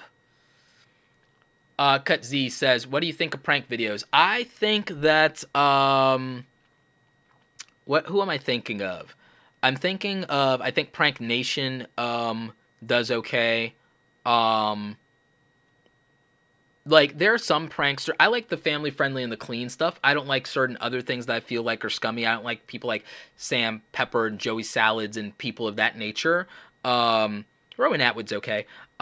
He's actually a good guy. So they're like, the whole genre isn't bad, but there are a lot of people that are the loudest people in the genre. Some of them are fake. Some of them are like, I think the problem is that the majority of people who want to be or say they want to be YouTube pranksters want to do it because they admire someone because they're a big YouTuber, and it has nothing to do with who that person actually is, and it has nothing to do with the content itself, or it has nothing to do with them actually being a humorous, jokey, class clown-like person. If who you genuinely are is that you're a class clown, then that's one thing. But if you're doing that and you want to get into pranks because that's how you think you get big on YouTube, especially how you pander to 14-year-olds, I don't respect it. That's just me, though. But so that's where I'm at. But there are people I like who are real comedians, like David Dobrik. I like David Dobrik because I think he's legit. I think his content is done in a much more thoughtful way than a lot of other people like him. And I like his energy, and I like how fast he talks. Like, that's a thing for me. But I talk fast too, so that's why I relate. So, like, I also like that he's an immigrant and that, like, he came here as a kid. His parents brought him here as a kid, and I like his hustle. I like his immigrant hustle. He's one of the dreamer kids, so, like, that's cool. So I dig that. My family is a family of immigrants. I'm a first-generation American. My dad came over, joined the military, fought for this country for, like, 27 years, was a Marine, retired. So, like, my grandfather on my mom's side came over as an entrepreneur. My grandmother was a nurse. I resonate with David because he comes from an immigrant heritage, so there's a level of hustle and respect that goes with that. And then I like that he's a fast talker. I like that he's snappy. And then I think his content is more thoughtful. I think that he's a real comedian. I feel like he's somebody who could do a variety channel hour on television if that were something he cared about, if TV wasn't dying.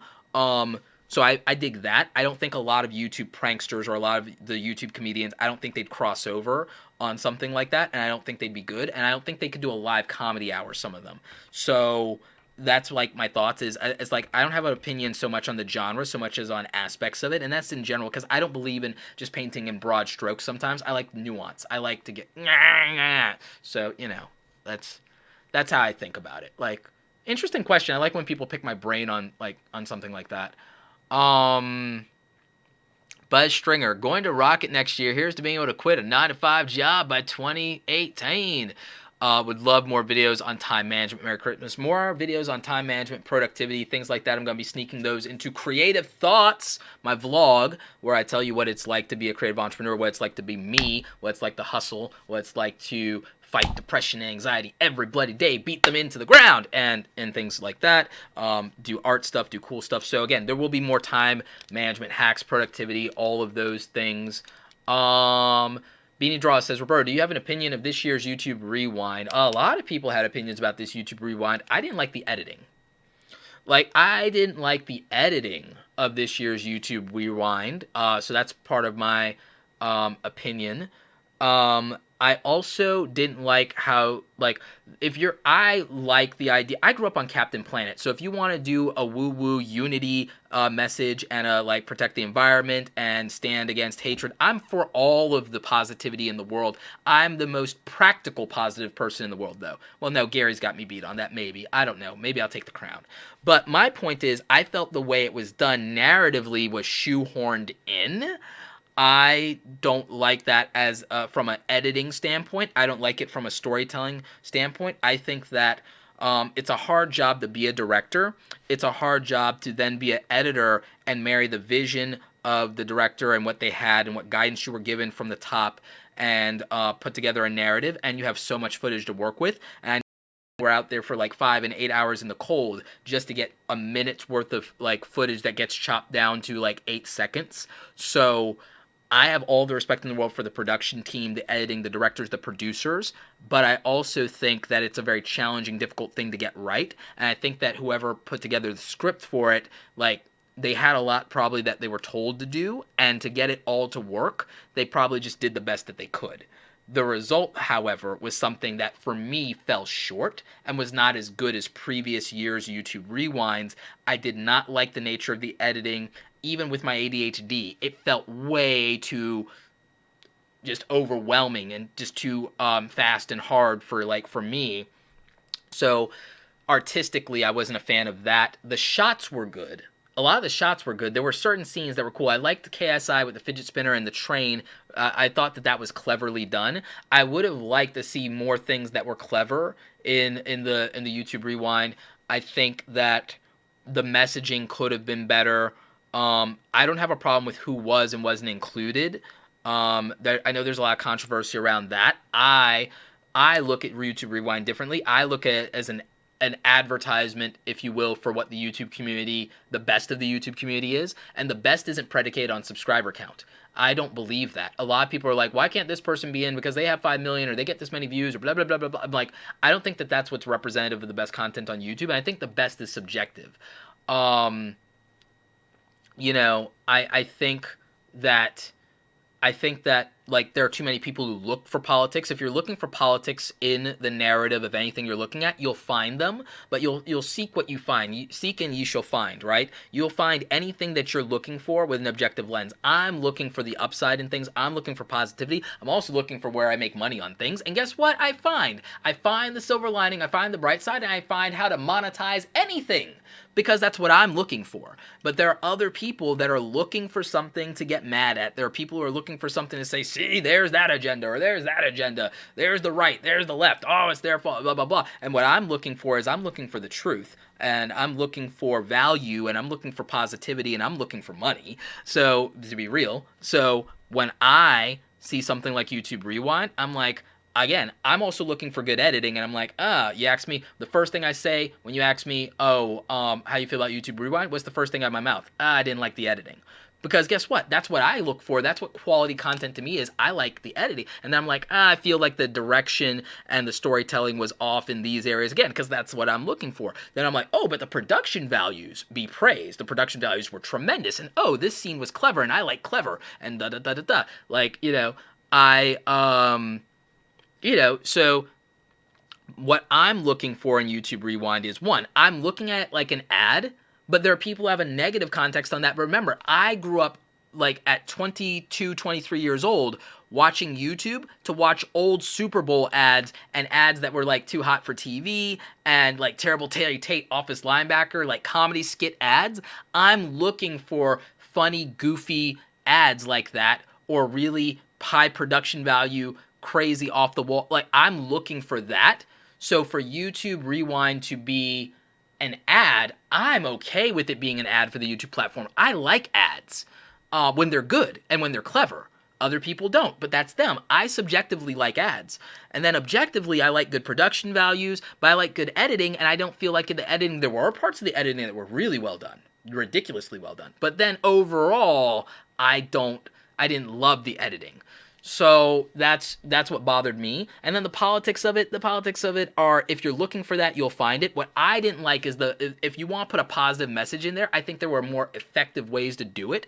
But I also understand that if you are the director and the producer and the team, that you might have guidance that may have come from one place or another, or it might be your interpretation of that guidance. It's a hard job. So I empathize with people who have a hard job. You know, I worked a 9 to 5. So I get it, and I feel like I'm more sympathetic to people, so I'm like going to be more forgiving, and I'm going to give them a pass. So let's see, we had some more questions. Roberto, what's the process of getting YouTube verified? YouTube verified isn't a badge of recognition. YouTube verified is about literally verifying your identity, and it requires a state or federal ID to accomplish that, as well as I think you have to put in your phone number and get it a call. My friend Sonny Leonard Doozy and also my friend Daryl Eves both have videos on how to get YouTube verified. I might make one in the future, and I have to check to make sure that the process is still the same. But YouTube verification, that check mark, is about confirming your identity. It's not a badge of honor. People want to make it that, but it's about confirming your identity, and so it requires all the things you would need to do to confirm your identity. Is there a YouTube event like TwitchCon to meet other YouTubers? There are several. There's things like Playlist Live, there's VidCon, there's things of that nature. So, yep. Hey, Roberto, is it bad in your opinion to want to be a certain larger channel in your niche? Is it shallow to want that? I mean, it can be. It depends on your why do you want that. If you want that just because you want recognition and stuff like that, maybe that is shallow. But it might be okay when you're young to be shallow a little bit. I would want something more for you. I'd want you to have something bigger in mind, and I would want you to do stuff because you like it. But that's what I would want for you. But what I want for you isn't what you want for you. You have to decide what's right for you. You know, my opinion really shouldn't influence that. Just because you might respect me or something like that, I mean, you got to do you, and you got to do what's right for you. And so I would just say make sure you're doing things for the right reasons. Roberto, Roundball Films ask, Roberto, do you think that Facebook Watch is something to jump into because it's relatively new? It can be if you're looking to break out. It can be if you're looking to break out. Whenever a platform introduces a new feature, there's always an opportunity. Someone says, I need those videos on depression, on anxiety. They're coming. They're in the vlogs. Enjoy the vlogs.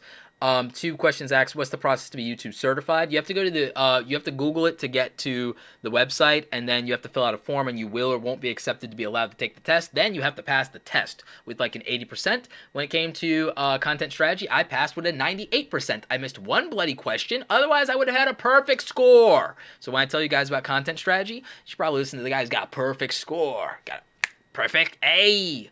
You know, so there's that. Did you like Google 2017? I didn't look too hard at it. I glanced at Google 2017 at the airport. I'd have to check.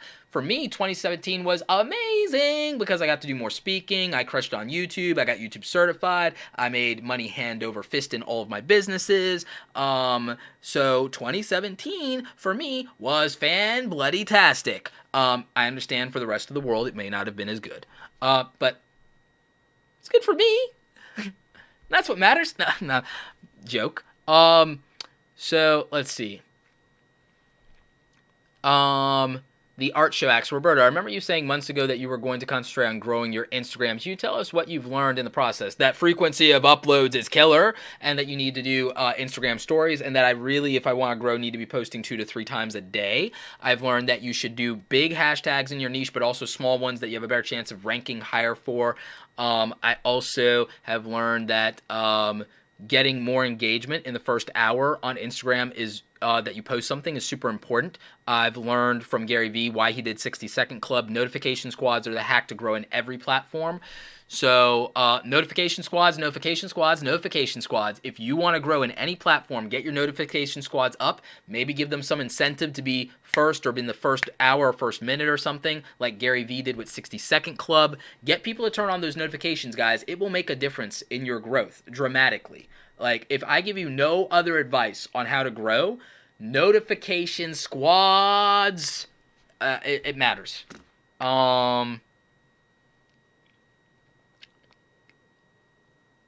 Cooking with Lil Spice says, Roberto, do you have a video on the YouTube Studio beta? The beta is still the beta. I have access to it now. I'm using it a little bit more, but it interrupts and interferes with my work. It stops TubeBuddy from working, so I'm not a fan of that yet. They need to get it like switched over.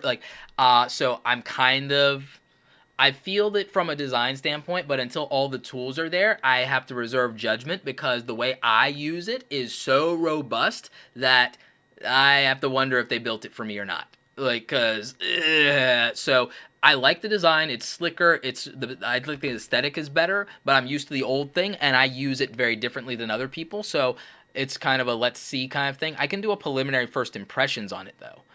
Kesha Danya says, I'm just joining. I'm not sure if you've answered, but will net neutrality disrupt the future for creators? I have to do a complete nuanced video on net neutrality. In the meantime, I would tell you to reference yesterday's Philip DeFranco show from December 14th because he does a good job of explaining the issue. This will be slow and it will be painful, and we'll have to see if the states protect us. So for all those states' rights people, there you go. But if the states throw us a bone, we're okay. It's possible that this may not go through with the courts. I mean, Ajit Pai, I feel almost bad for him, but I do a little bit for real because he got doxxed. His public information, his home, phone number, where his kids go to school, where his wife, like, that all got leaked, and that's going too far. If you wanted to troll him on the internet and like do memes and stuff like that, that's one thing. If you wanted to harass him in Twitter, that's one thing. That might be even a little too far. But to dox him, and to mess with his family, that's way too far. Even with him screwing with the internet, that's way too far. But on the other hand, as a grown adult who went ahead and was acting really smug, I don't know what he thought was going to happen. Someone with a family had no business messing around with something that dangerous. It's one thing to take a political position and to do something, and that's one thing, and to do, even if you're going to be corrupt, that's one thing. But when you then are smug and throw it in people's faces, and you know that there are dangerous people on the internet and in life in general, that's stupid and that's reckless. And if you have a family, you really should have thought of that. Like, and I'm not justifying or vindicating anything they did. I'm saying he was reckless, and you can't take those kind of risks. Someone who has a family is supposed to put their family first. And so if you can't even put the people and the wishes of the people that you're supposed to serve in government first, that's one thing. But when you make reckless decisions and how you execute that endanger your family, I'm not taking away from the vile thing that, like, the wrong people do, but I'm also saying that putting yourself in that position is stupid, and it's not respectful of your family's situation and safety, and they shouldn't have to bear the burden of your stupidity. So again, I feel bad for him, but I feel worse for his family, but I only feel so bad for him because it's like he should not have been mocking people, and he shouldn't have been acting smug, and it's not to say it's deserved, it's to say that invites disproportionate consequences.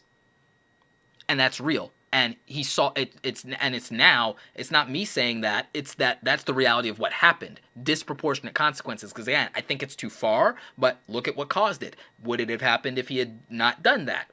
Well, we won't know now. So, So as far as net neutrality, here's the thing I'll tell you. I don't trust the telcos. You know why I don't trust the telcos? To get this live stream to be this good, I had to spend $450 in hardware to put a $150 network card in here, spend about $180 on a router to replace the piece of crap router they gave me that was internally throttling me with the hardware they were leasing me. They were leasing me that thing for $10 a month and throttling me with it. I replace it with my own router for $180, and then my own modem, for $180, and then a $250 Netgear Nighthawk. And now all of a sudden I have twice as many devices on it and still get 5 times the speed. It's insanity. So I don't trust the telcos to say, oh, we're going to play nice. We're not going to throttle you. We're not going to this. It's like, I don't trust you friggers because, excuse me, because you guys already, I had to spend $450 on hardware just to get around you already throttling me, and I pay for the most expensive package already per month. I pay an obscene internet bill to be able to do all this stuff, and they have really good speeds. But those speeds were only about a fourth of what they were until I replaced the hardware, and then all of a sudden it's through the roof. And you've noticed these streams don't drop. The quality's consistent. They're better than ever because I had to throw almost $500 at that on top of a ridiculous bill, and it's because they were cheating me. So I don't trust the telcos. The FCC should have protected us. Like, it's one thing to not be pro-big government, but there are government regulations that do offer consumer protections. I hate politics. I hate the politicians. Red lightsabers for all of them.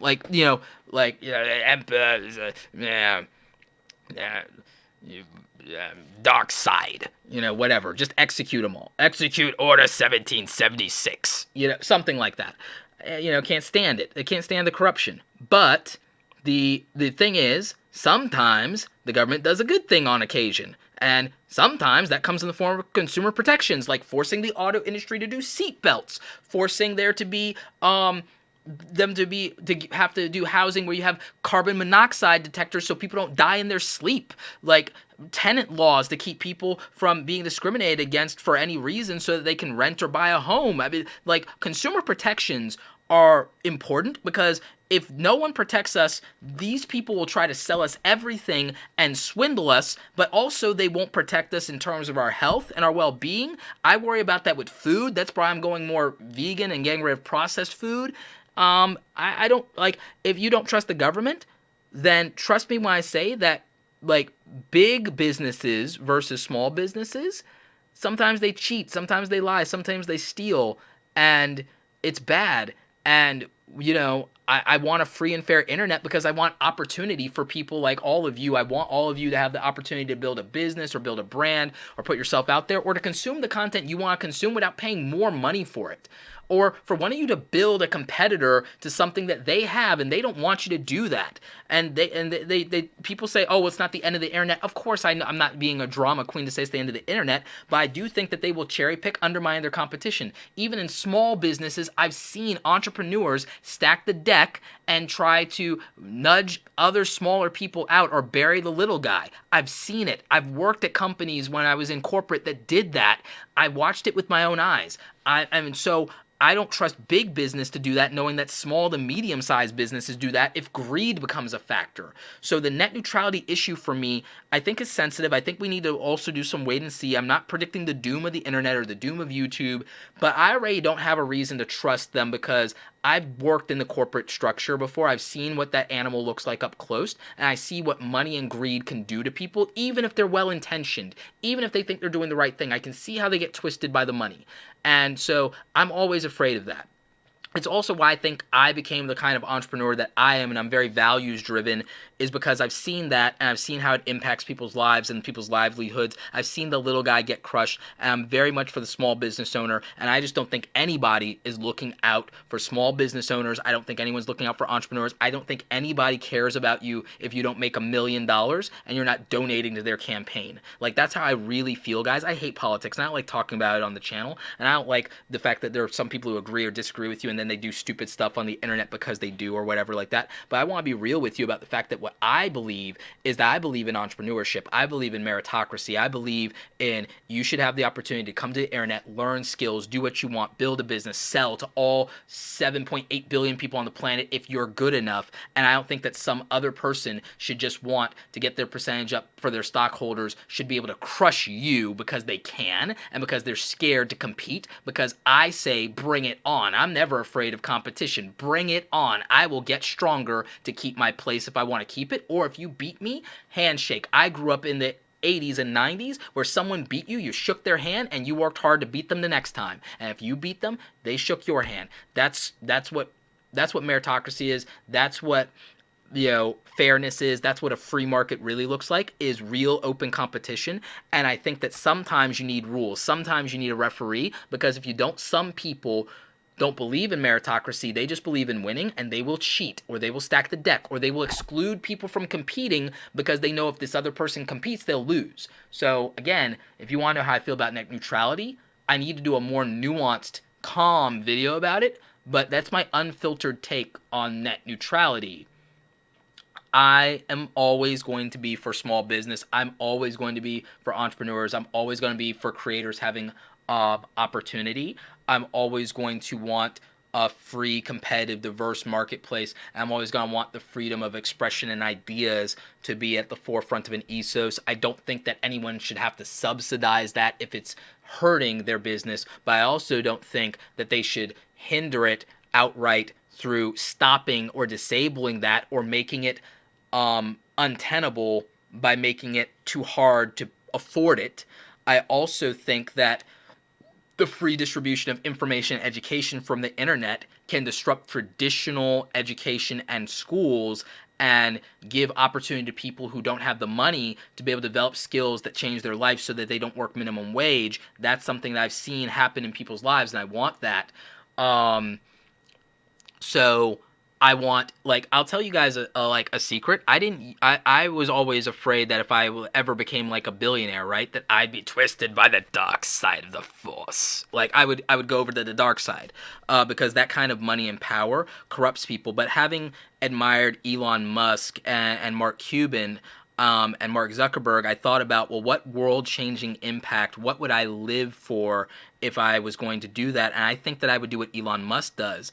I would run a multi-billion dollar, and again, I don't know that I'll ever get to do this, but like, if I had the opportunity, I would run a multi-billion dollar for-profit business here, and then what I would do is I would be funneling the profits from that instead of pocketing them to my real mission. And Elon's mission is to get humans on Mars before his lifetime, and my mission would be that I would, at a loss, if I was a billionaire, I would be trying to make free internet, high-speed internet, and wireless internet available to every single human on Earth for completely for free by laying down fiber pipes, fiber optic pipes, and infrastructure and satellites. And I would do it everywhere: the United States, the third world, all of it, the developing world, all of it. And I would do it for free. I would run a for-profit, multi-billion-dollar business, or if I, like Buffett or Elon Musk or whoever, and then just like he does with SpaceX, I would take a loss on the internet business and do it at cost, or take a loss on it to provide free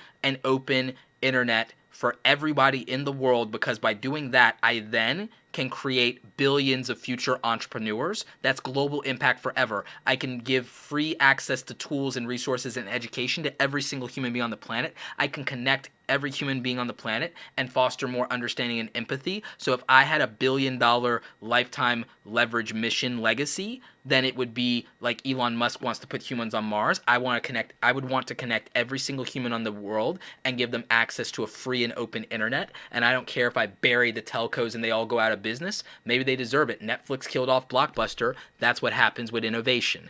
And the net outcome of that is new businesses will flourish. You'd get a new class of entrepreneurs. You'd get a class of people who are never allowed to compete anymore. You'd have people become more educated. You might have a world that shifts less to extremism because people are more educated and they're talking more and they can get to understand each other. So that's where I would go. And again, that's totally off topic, but you opened the door with the net neutrality thing. Is like, the counterpunch is I would do that. Like, so, that's the direction that I would go in, and that's how I feel about net neutrality. But the FCC won't let me be, or let me be me, so let me see. That's a reference that's probably too old for some of you. Internet service provider, not content manager. Couldn't agree more, Buzzstinger. Thank you for the $2 euro. So we definitely had some commentary on that. Alhaji Manasare. Hey, Roberto, I'm looking into where I should focus my efforts with YouTube channel next year. Any feedback would be great. The Decent Crew. Another random question I have is, how many books are you reading a month? About maybe 2 to 4 a month on average. Like in terms of reading physical books, 2 to 4 a month on average. In terms of audiobooks, I'm consuming about 5 or 6 audiobooks a month on average, 1 or 2 a week. Roberto, did you copyright your business name before you started putting your videos out from here? I used the traditional copyright method through the DCMA rules, and with regard to the business side, you want to trademark your business. You don't need to copyright the stuff before you go to YouTube, but if you have a business, you might want to file for a trademark. That's always practical. LegalZoom.com, you could definitely do that. I forget how much it costs, but it's like maybe $500 to $800 to do a trademark. If you want to go through copyright.gov to copyright a specific piece of intellectual property, you can do a bundle of that and do that $30 for a bundle of multiple pieces of intellectual property with a single filing. So you go to copyright.gov and get answers there. You could do that through LegalZoom, but technically through the DCMA, you are protected by copyright the moment something is published. So you might want to look that up. Let's see. Is YouTube a great platform for my stop motion comedy skits? D-roll it. YouTube could be, but I would also look at Instagram if I were you. And yeah, I'm going to do a dedicated video on net neutrality at some point, guys, here in the, probably over the weekend. Do you know about The Business Bully? I do not, Tyler, so maybe I'll look into that. Let's see. We got some other questions here. Are YouTube shutting down gradually the API to platforms like TubeBuddy and vidIQ? Leon, I don't believe they are, but I do believe there are some tweaks, and I think that there are reasons. Gilded Phoenix Vlogs. I'm a Brit. What is the net neutrality known as? Is this an issue in the U.S.? So the net neutrality issue is an issue in the U.S. Essentially, typically, the net neutrality was a provision put in place under former President Barack Obama that basically regulates internet service providers and telecommunications companies. Essentially, what it does is it forces them to treat the internet like a utility, and also forces them to not give preferential treatment to one site over another, meaning that an internet service provider that might also have a streaming service can't limit YouTube's bandwidth or charge them more and pass that on to consumers, or give you slower speeds on Netflix or YouTube because it competes with their streaming platform. So that is what the net neutrality provision does to protect consumers. It says all internet service providers have to treat all websites the same. But if you take away those rules, and let's say a big corporation that also owns an internet service provider, one of the only two internet service providers in your area, they could, and let's say you're a startup, they could actually decide that if you're a startup and you're building something that competes with their app, they could either make sure you have to pay more money, make your app less effective unless you pay more money, or treat your website traffic differently than their website traffic to hurt you and stop you from competing. With the FCC guidelines on net neutrality, that's not allowed, and they can be ridiculously fined for doing that if they're caught, and the penalties are severe, very severe. And also, again, that's a consumer protection. It gives you a truly free and fair marketplace because, again, we're all given the same opportunity. We're all given the same speed. But if they don't do that, then ISPs, internet service providers who are owned by companies that also own broadcast rights and other appliances and apps because they own multiple properties under their corporations, like umbrella corporations, hint, hint, Resident Evil folks, they can shut those things down. They could even censor content if they want to, if it's content that competes with them. They say they won't do that, but they will, because it's in their best interest, because they want to be profitable. So that's why the end of net neutrality, which protected us from that, is a big deal, and it's a controversy in the United States that crosses all political ideologies and all demographics, people that are left-leaning, people that are right-leaning, people that are more in the center. We all want the protection of net neutrality because we believe in fair, free internet and no censorship, free speech, free marketplace, competition, meritocracy, and not rates and fast lanes being passed on as a burden of cost to the consumer. So, net neutrality. Let's see. What else? We got a question here. What was this question? I lost it. Roberto, are you still speaking at events? Yes, I have a ton of events lined up. So, yes. One of my next speaking gigs is social media marketing world. So that's coming up. And also, if you go to robertoblake.com/speaker, you'll see what's coming up next for me. Yep. So let's see.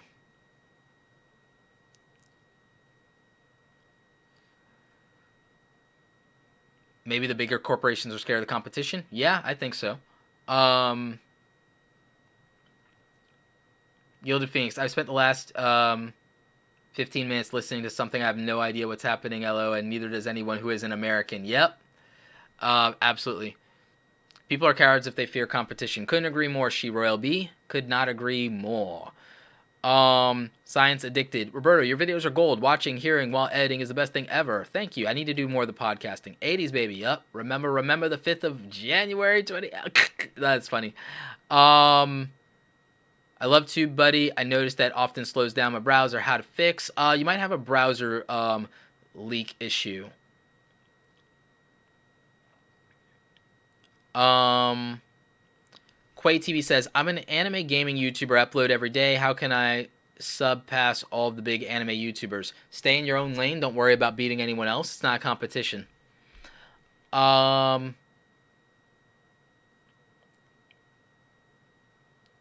Mansari, you didn't put review in your super chat request. We'll doing reviews in the live stream. Yeah, I'll do them at the end. In fact, we're gonna move over to super chats. ZGrav HD says, should I continue an old channel or start over a new one? It really depends on whether you're gonna change your content or your brand. Malevolent Elephant, I have not seen The Last Jedi yet, so no spoilers. Rob says, does likes and dislikes even matter growing popular in 2018? Focus on views, focus on watch time, and focus on playlist, actually. So don't worry about the likes or dislikes. Guys, we're going to move into the YouTube channel reviews for the people who did the biggest super chats. And we got a couple of them here to line up. So we're going to move into that. But first, before we get into that, and I have to switch over screens, I want to remind you that if you are trying to grow a YouTube channel in 2018, especially if you are struggling with your thumbnails, grab the YouTube Starter Kit. The YouTube Starter Kit is a bundle that I put together. It is on sale for 50% off till the end of 2017. So if you're starting in 2018, no time like the present, right?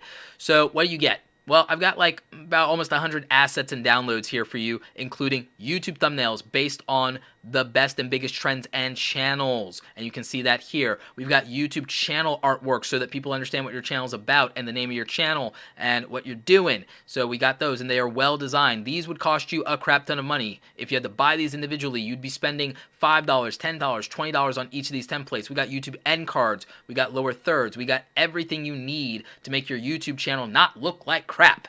And so you can grab that for 50% off. Discount code is linked in the description. Also, we're going to be throwing it up here in the chat real quick. And so you can grab that. So basically, you're getting like 100 templates. They would normally be $100. So I'm selling things that should be $5, $10, $20 for $1 a pop here, right? All bundled together. And until the end of the year, 50% off. So it's even better. I'm still adding things to this. So you get it one price for the lifetime value, and I keep adding to it. There's over $1,000 in value in this thing. So I would get that now. You can get that from awesomecreatoracademy.com. There is a link to awesomecreatoracademy.com and the discount code in the description. So check that out if you're live. Check that out on the replay if you're still with us. And grab the YouTube Starter Kit. It will definitely help your channel look like it's worthwhile. I think most of you aren't getting clicks because you have great content and bad packaging, and it makes a difference. So let's go ahead and look at some YouTube channels and see if that's actually what they're struggling with. So let's do that. So I'm going to queue up some channels here for review, and those were done by request through paying for super chats, 10, 20 bucks. So, all right, we're looking at Al Haji Mansari. First thing, thumbnails, bro. That's a problem. We talked about that. But also your homepage. You've got your homepage laid out, and it doesn't start with your videos. It has like these created playlists that are about things you like. And I see a lot of what you like is me. So thanks. but that isn't necessarily what your audience came for. So you need to flesh that out. And then let's look at your videos thumbnails. Wow, your uploads. All right, so these thumbnails, it looks like you haven't uploaded in a while, and uploading consistently matters, man. Like, so I would say that your thumbnails, the way your channel presents, how many videos you're uploading, all of that plays a role in why your channel isn't growing. And then also, we don't know what your channel is about. You don't have any channel artwork telling us when you upload, what your channel's about. We have no context. So again, you can't just put videos up. It's got to be something more than that.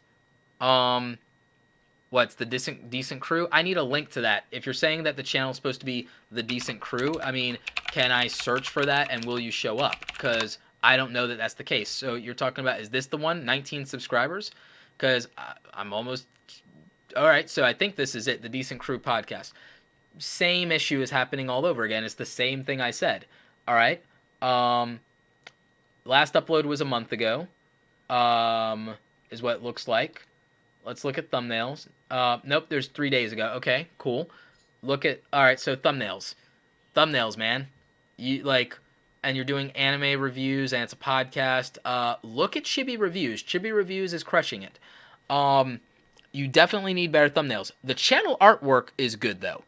Kudos on the channel artwork. You got a red and white theme. That red and white theme, not playing out in your thumbnails. Thumbnails, not great. These are okay, thumbnails, but they weren't working, and they weren't attracting people. You've been uploading for a couple of months. You've been doing it consistently. Kudos on that. But you need more interesting thumbnails. You also need more interesting titles. Just putting the name of the show and putting in there, that doesn't do anything. You need an exciting title that gets people's attention. You have a lot of content here. You have the volume, and the content might be good, but you're not getting people's attention with these titles, and that makes a big difference. So I hope that helps. Let's move on. CKC. Well, because you got my attention because it's $20 super chat and you're right here, I'll just go ahead and move on to yours real quick. Would it be too late to join? Regardless, love your channel, sharing great information. Okay, cool. Appreciate that. All right, so let's see. Your channel has almost 2K subscribers. Channel artwork, I have no idea what the channel is about by looking at the channel artwork. So that creates the problem of I have no context. I don't know if it's a makeup channel. I don't know if it's minimalism. I don't know if it's fashion. I'd have to guess what your channel is about because you don't tell me anything up here. You've got plenty of white space to accomplish that. Let's see what's going on with your Instagram. You got about roughly the same followers on Instagram. And you got a decent Instagram. Very cool. Got some engagement there. Not bad. All right. So I need context on what the channel is about right here. Okay? Because everyone promotes their channel. Then I get to your channel. And yeah, I'm going to see your videos. But I'm like, what am I doing here? And then first videos I see are your recent uploads. That may or may not have context. It looks like there's a lot of things you do. So you got some playlist. Your thumbnails are good, though. And you're getting views. So you're doing something right. You're getting a lot of views for a smaller channel. I don't know why you thought you needed a review from me. Scared of Heights, Nomad Life Lost Vlog Footage. Leading with lost vlog footage in this title versus moving out, I wouldn't have necessarily gone there. With your Vlogmas stuff and your vlogs, I don't know. Are you trying to be a vlogger would be the question, because again, I can't grasp again what the entire channel is about. It's hard. The channel doesn't feel like it has a focus. But that could be fine because maybe you're just sharing your life. But I don't know if the channel grows past a certain point on that. It could, but there doesn't seem to be an underlying theme. You say you just don't know what to focus on? Well, just making cool videos and being good at it is fine for now. If you don't know, you've only been at this, how long have you been at this? 2 years, 3 years, 5 years. You started YouTube 5 years ago, but you're not sure what to talk about yet. I'd say figure out the things you spend the most time on. Figure out what you care about. Figure out what you could do if you could do it every day for the rest of your life. You figure that out, gain some self-awareness. And again, maybe it's that you need to live a little bit more of your life, and while you're documenting that, you'll figure it out. Because again, don't feel bad. Swoozy was doing his channel for 5 years before anybody caught on. And that's not abnormal. Big Jake Gaming, I'm not taking any more reviews. And again, you clearly did not read the rules in the description, so don't be surprised that you're being ignored. We have rules for a reason.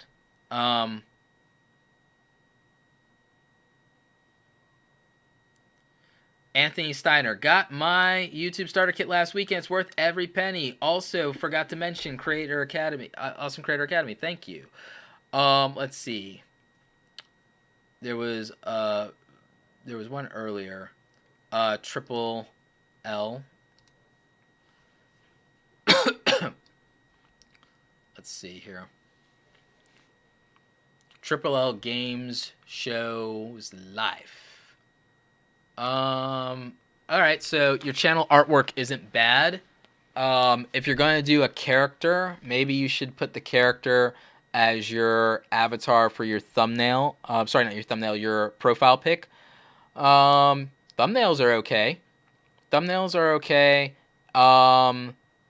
Right now, Doki Doki Literature Club has a lot of views. I would say maybe you focus on that if you're going to do that. If you're doing discussion videos, you got some views on the Pokemon stuff. You didn't get a ton. You got 5K subscribers, but it looks like there's some videos where it's hard for you to get views. But your varied anime topics have done very well. I would say, okay, so here's your simple advice. You did this Zelda thing, and it didn't work out 9 months ago. 52 views. So your views are all over the place. You have views that are all over the place.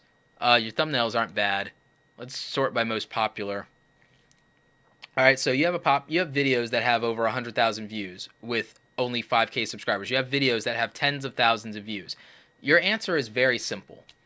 Analyze the things that did very well, which is your anime coverage of varied topics where you focus on something specific for 4 to 10 minutes, and do that. Because if you just kept doing things like this and you did it every day for 90 days, your channel would have exploded already. You'd already be at 20 or 30,000 subscribers or more, because you get the views when you do this that could merit that. All of you should probably look at what your most popular content was, if you have content that's getting tens of thousands of views, and then you make content like that for 30 days in a row, and don't experiment with other things, because it's proven to be successful, and your channel probably explodes if you do that for 30 days and then 90 days. And again, it sucks if it's not the content you love the most, in which case then you're going to have to suck up not growing the channel. If you want to do the content you want to do the content you want to do. If you want to grow the channel, do the content that's performing the best. Here's a secret that I don't talk about. I don't do the content that grows my channel the best. I do the content I like. My channel still keeps growing because I'm really good at growth hacking. So up front, though, my channel looks bad when I have this many subscribers and I get this many views, but I don't care, because also my business is doing so well that I don't worry about the ad revenue, even though that's doing really well, because hacks on hacks on hacks, right? So again, the growth hacking is why I don't worry about those things. Again, I still have never focused 30, 90, 60 days on just grow my channel, just grow my channel, just grow my channel, just do the videos that perform, just do the videos that perform. I haven't done that. All of you should do that. That's how people get bigger than me when they take my advice sometimes, is they do that.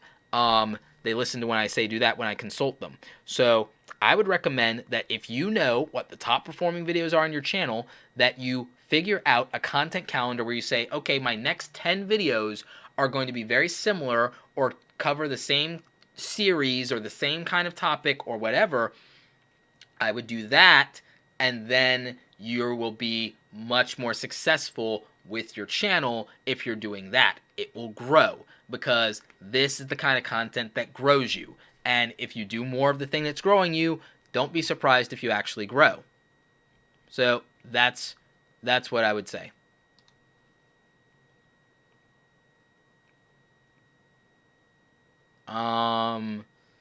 Let's see. Brandon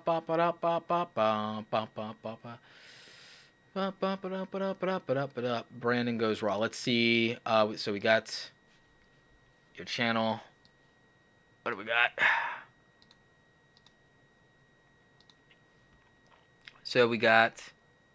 I love this channel artwork. Video quality is solid. Video quality is solid. Do you have anything interesting in the backdrops? Oh wow, you got cool stuff going on. Okay. The font tells me that you might be. Well, that's a Disney style font. I like that. So, but again, you're not telling me what the channel's about, Brandon. I don't know what the channel's about. You explore Disney and your passion behind Disney. I need something that tells me you're Disney. Maybe throw Mickey Mouse in the thing behind you over the shoulder or something. Like, you gotta tell me that you're a Disney YouTuber, man. Let's see what's going on. You got 1.5k subscribers. Cool. You're putting out content a couple times a week, and you have a schedule. Thank you. You have Tuesdays and Fridays. Thank you. So that gives me context at least. Thumbnails. Thumbnails aren't horrible. Some of them are actually really good. Views aren't bad for your subscriber level. Not really. You're using trendy thumbnail styles and topics. Good. Consistency and traction, and also look at things that have worked and grab attention for you, and look at trends. Like right now, you should have been doing a lot more Star Wars stuff. You should have been this whole month. You should have been doing more Star Wars stuff. What's the most popular stuff you got? You got another video with almost 100k views. All right, but it's about you and your girlfriend, and like, okay, a long distance. Okay, cool. Dinner Inside Cinderella's. All right, so that was an outlier, but then you have all these other videos that have thousands upon thousands of views. Do more of this. And again, look at the Kylo Ren thing. This worked out. And this was 7 months ago. If you had been doing stuff like this for this month, you would have like grown more because Star Wars, Last Jedi. Again, look at things that are trending. If you're doing something like this, look at things that have attention. Look at things that are trending. Look at things that have traffic and do more. And that will work. And that will grow. Because again, you have 1,000 subscribers, but you've got videos that do clearly better than that. So you're fully capable of getting the views that will grow an audience. You just have to prioritize what videos you're going to make based on that growth and based on what has attention in the moment, and that will do better.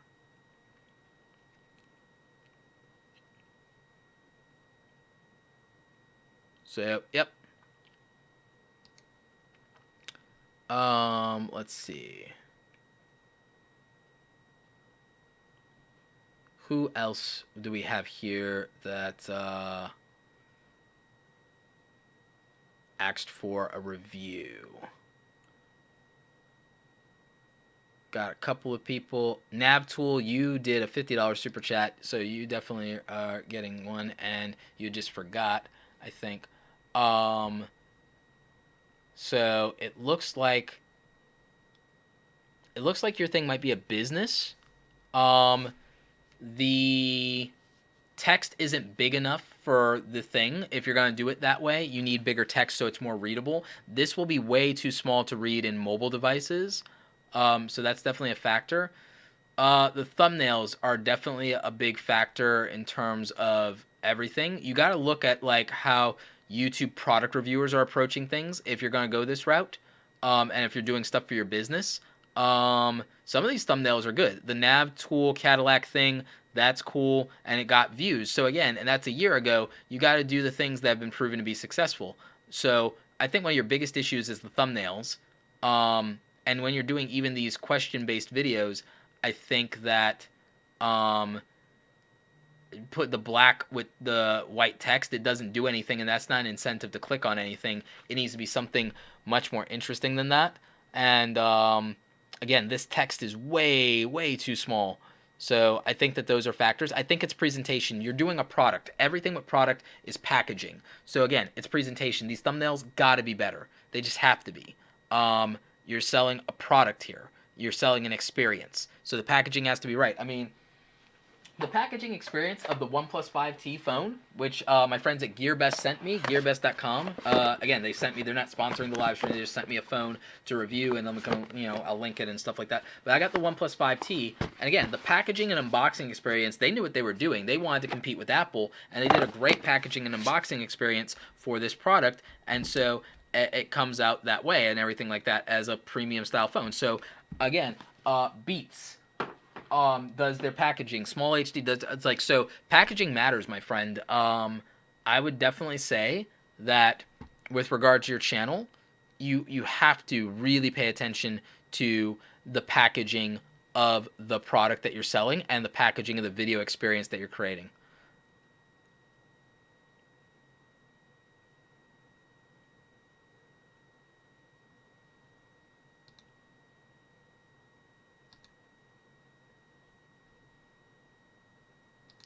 So, let's see. We've got some other channel reviews here.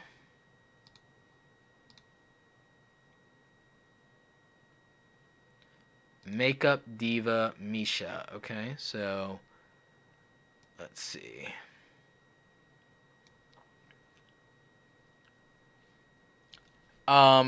Channel artwork is okay. The cutout from Photoshop could have been a little bit better. Thumbnails aren't bad. You're using some aspects of the YouTube starter kit, but red on yellow doesn't work here, and black text on yellow would have been better. And then yellow doesn't necessarily fit with the color stuff for your brand, so you might have wanted to go a different route with that. So in terms of using that, that's the direction that I would have went. Yeah, those color combinations aren't working. So I would have went with black text against the yellow. I don't necessarily think you need the drop shadow, and I'm not a fan of the yellow on red unless it's like a food thing. Yellow on red is more of a food thing. You should have probably used pink and white for the color schemes there. So again, that will probably be better. And then also the photos, sometimes you're using a repetitive photo. So I would say don't do that. And then again, this channel artwork, I think it could use some love. I think maybe you should use one of the templates for that. Now, the story time thing where you use the huge mistake, that was used correctly. You did that 2 weeks ago. It got more views than a lot of the other videos that you did more recently. So that style of thing worked, and with the emojis. So I think that color combinations and text locking are something that would help your thumbnails do better. Let's see.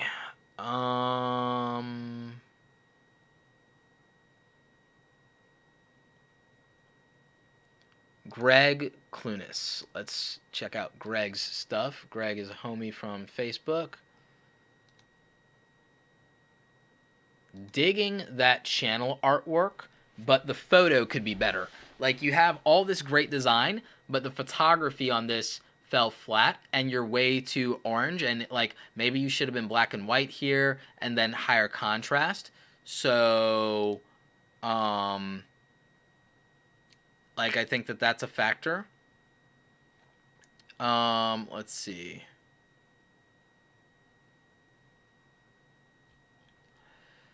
I like the color scheme. I like the design and branding. Again, smart. But my big issue with this is this photo. I'm like having a hard time getting over it. But like, that's me. This stuff is a little bit better in terms of thumbnails. Good job there. I think though that sometimes you could just shift yourself over a little bit so that you have more breathing room with the text. I think that from a design standpoint could just be a little bit better. Color blocking, that's working. That's good. For the subscriber count you have, the views are normal. The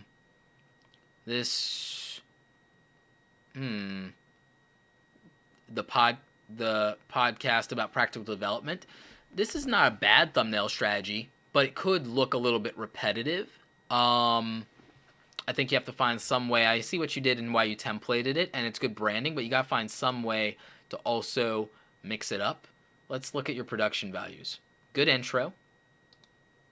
And this is a podcast episode, so it's just, okay, it's you over the audio and everything like that. Got it. You need in the title to communicate that this is a podcast. Like, you need to brand it as that. It needs to be that, so that will help people understand what to expect. Video production, it's fine. It's nothing fancy. More lighting will help you eliminate that noise and grain that you're seeing. It's 1080, so that's fine. Yeah, more lighting will help, and it doesn't have to be expensive.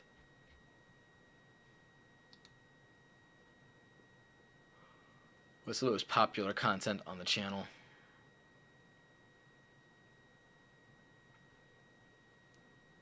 How-to videos will perform better for you. How-to and why those things perform better to you. Everything with how performs better than everything that doesn't. So focus on that, Greg. Visual branding is good, and you're doing good. There are areas where you can make it slightly better.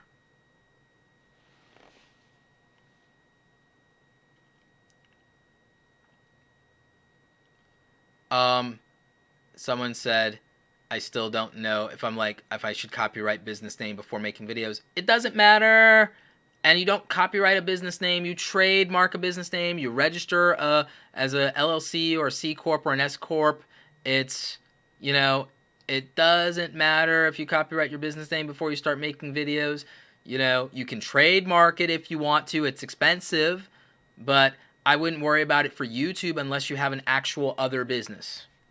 Not until you're making money.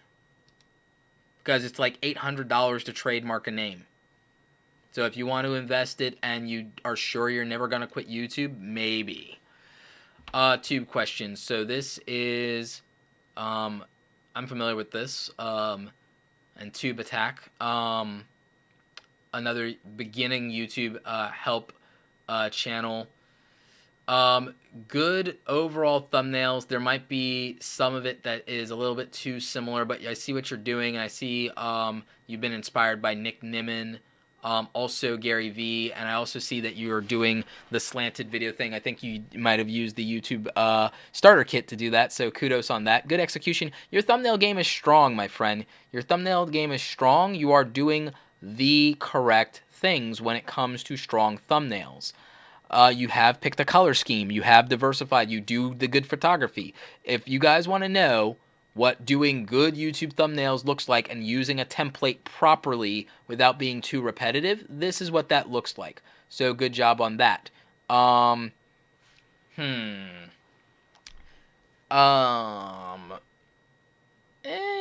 playlist strategy is good, and you did do a description for almost all of your playlists, so that's smart. That's fine. It's a small channel that's also doing YouTube help and tips, and I'm not sure if you reference your other channel that you might have done prior to doing YouTube advice stuff. So the main thing is the how-to titles probably will help at some point. And again,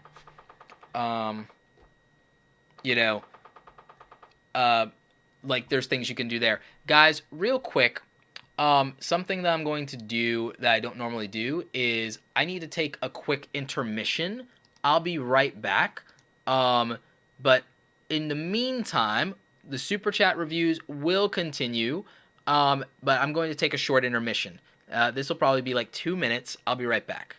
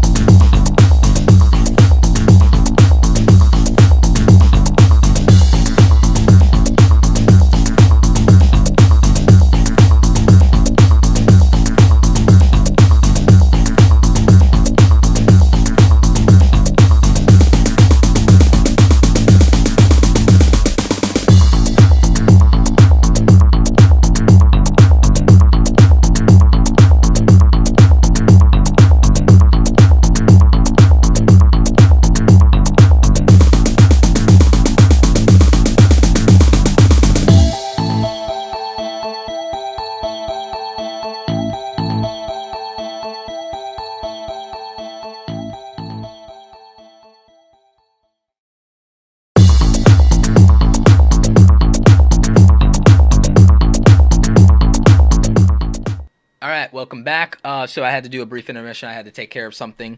But we are back. The show goes on. I hope you guys enjoyed a little 5-minute break chatting amongst yourselves in the super chat. So yeah, tube questions. You're doing good things. Slow and steady wins the race. Doesn't happen overnight. Keep crushing it. Keep going. In general, focus on the fact that your stuff is for small YouTubers. Maybe you should even use video like in the titling that it's specific to small YouTubers. That might be able to help you. So let's do Haunted Road Media. That sounds interesting. What's that about? Okay. Real paranormal experiences. Oh, good production values. Good lower third. Nice. Decent editing. I can see that. Okay, cool. Transitions. Nice. I like the text part of the channel artwork. I like some of the photography here. I feel like the face shot of you is out of focus, and that bothers me. My photographer eye, that's bothering me. Thumbnails could be better. Some of the thumbnails are good. Some of them could be better. What's performing on the channel? What's working for the channel? Sort by most popular. Most popular is either going to have something really interesting in the title or it's going to be a better thumbnail. Aha! So your best performing videos were when you did some sneak peeks of Making of a Murder because you were able to tap into a trend. And then there were certain specific haunted houses or hospitals or sanitariums that you did. Your answer is that you have to tap into trends and you have to tap into ghost stories and legends. You have to tap into things that have attention. Like, attention is a big deal. Aside from thumbnails, which I still feel like your thumbnails could be better. You might be someone who might benefit from the YouTube Starter Kit. You know, for those of you who still don't remember or haven't bought it yet, 50% off, link in the description. All kinds of YouTube thumbnails based on trends, and you don't have to buy them one at a time. You buy them all for one price, and it's amazing. So maybe you grab that. Links are in the description down below. You can get it from awesomecreatoracademy.com. And definitely use the 50% off discount down below. But again, I think that your channel would benefit from thumbnails that are better. I also think you would benefit from titles that capture attention and that focus on something that has attention already. When you focused on the Netflix stuff, that already had traffic and attention at that time. When you did certain haunted houses, those are things that would be searched out or people look for that specific place because there's a legend around it. So making more content like that is your content strategy and the answer. Most of you, again, if you look at what has historically performed on your channel, the answer as to what you should be doing is what has worked for you well and how can you get more out of that.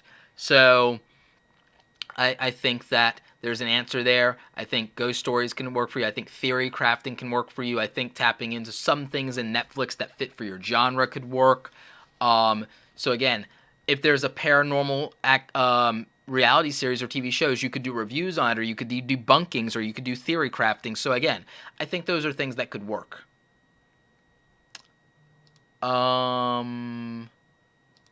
Let's see. What else we got here? Learn Tai Chi at home. Oh, yeah, I dig that. David Dorian Ross. Nice. Learn Tai Chi at home. Like, okay, subscribing to that.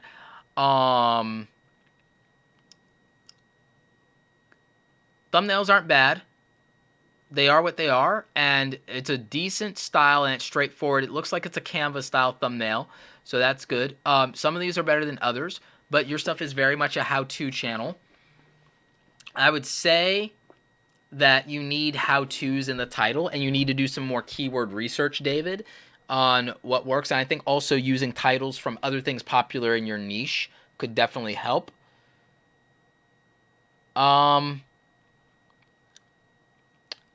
I can't tell which videos are specific to which things by the color scheme or by the thumbnail.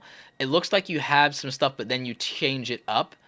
But I do like that there's some consistency. Some of it I can see, and then some of these thumbnails are clever. The photography could be a little bit cleaner. I think that that would definitely help.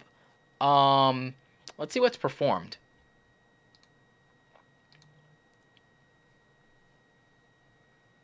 Oh, the beginner's Tai Chi stuff. I think you need to do more beginner videos and have more beginner in the title. I think how to, because those things have performed very well for you.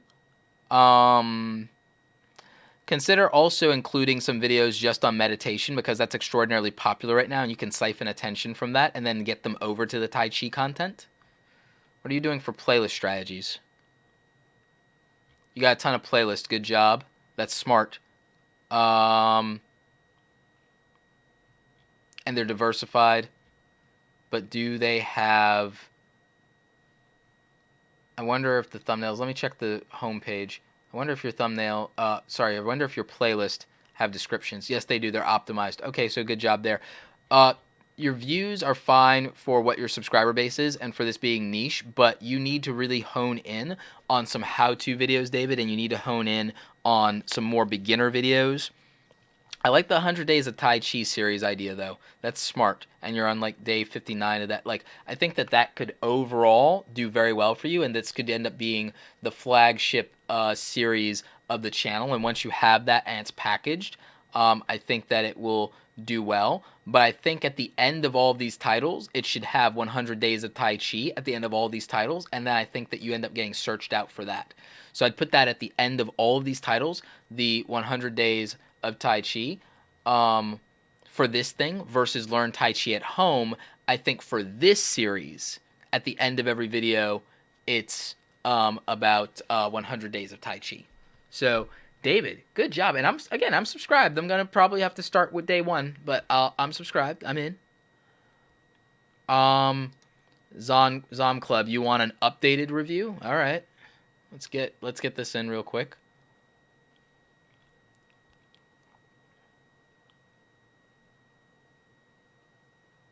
You did a YouTube Rewind Christmas remix. Okay. It's got more views. It's got about the same views that you have subscribers. And then the last video you did before that, you got 1,000 views. So you're doing things that are working. So good job on that. Liking the channel artwork. My gaming story. Cool. Let's see what else is going on. Again, dope thumbnails. Digging those. Let's see what else is going on here. Oh, wow, this is intense.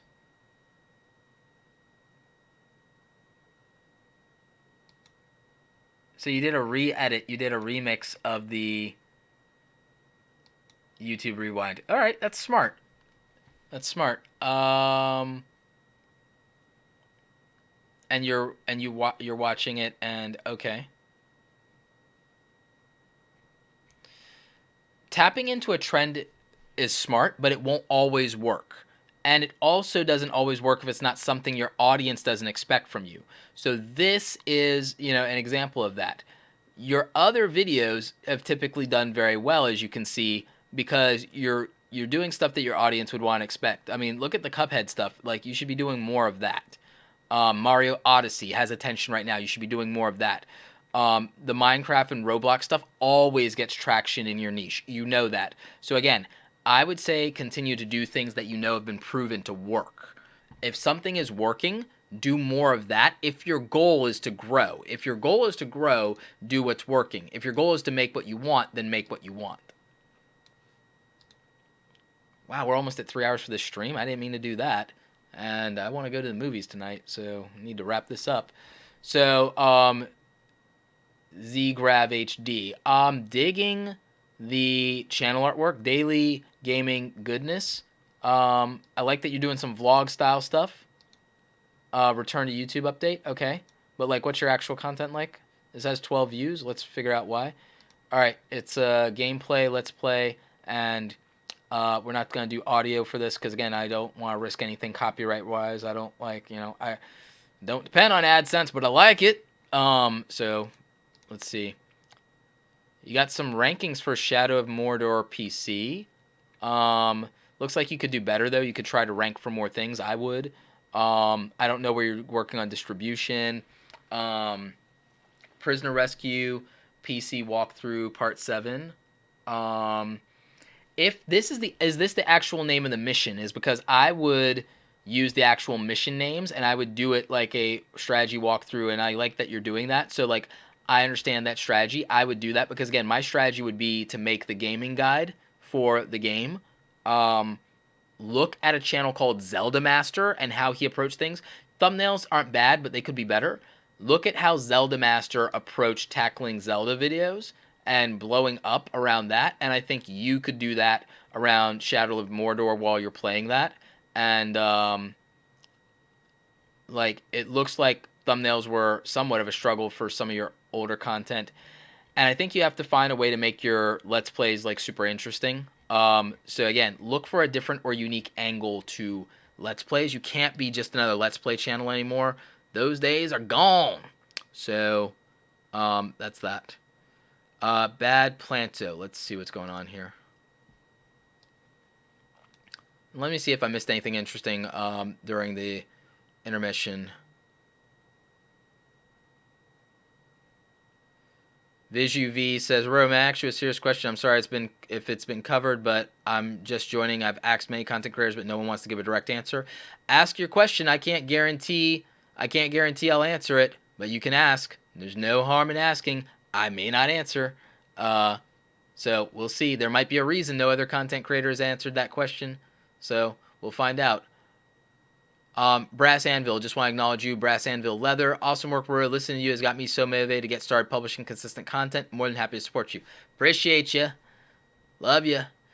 All right, so let's see. Hope everyone got a snack during that intermission earlier. Yeah, but VisUV, if you got a question, ask that question, and that no one else has answered, and we'll see if I answer it. Bad Planto. I think that your editing might be a little bit better than some people's from what I'm seeing here. Your camera quality is pretty good too. Whatever you're doing green screen wise or whatever you're doing, yeah, your editing's better than most people's. So that's going to help you as a Let's Player. I'm not sure. That's actually not bad doing your box that way, like and in the corner. But I'm wondering when you're doing gameplay how you do it. Oh, and you manage not to take out like as much of the screen, and you get a little fancy on the editing, and you do the okay. I can dig that. But I think you picked the best placement you could given what you're working with. I think you could get your talking head box smaller even still, and that would be better for you. If like Star Wars Battlefront's a big deal right now, dude, I would do more Star Wars Battlefront. Yeah, I would. It's getting good views for you. Yeah, I would do that, and I would do more of the individual specialized characters if you could. Darth Maul, Chewbacca, stuff like that. I think that could be good for you. Let's look at thumbnails and see how you're doing there. Because again, I like your channel artwork. Your video editing and production is solid. Your thumbnails aren't bad when you put effort into it. Oh, the Cuphead thing, that was smart. Tap into trends, my friend. Tap into trends. You're doing everything else right. Tap into those trends and just keep uploading content. Maybe you need to try to go 3 times a week. I think that if you go 3 times a week, you'll grow. So, Blad Planto, good job there. You're leaning into kind of how to do the gameplay stuff right.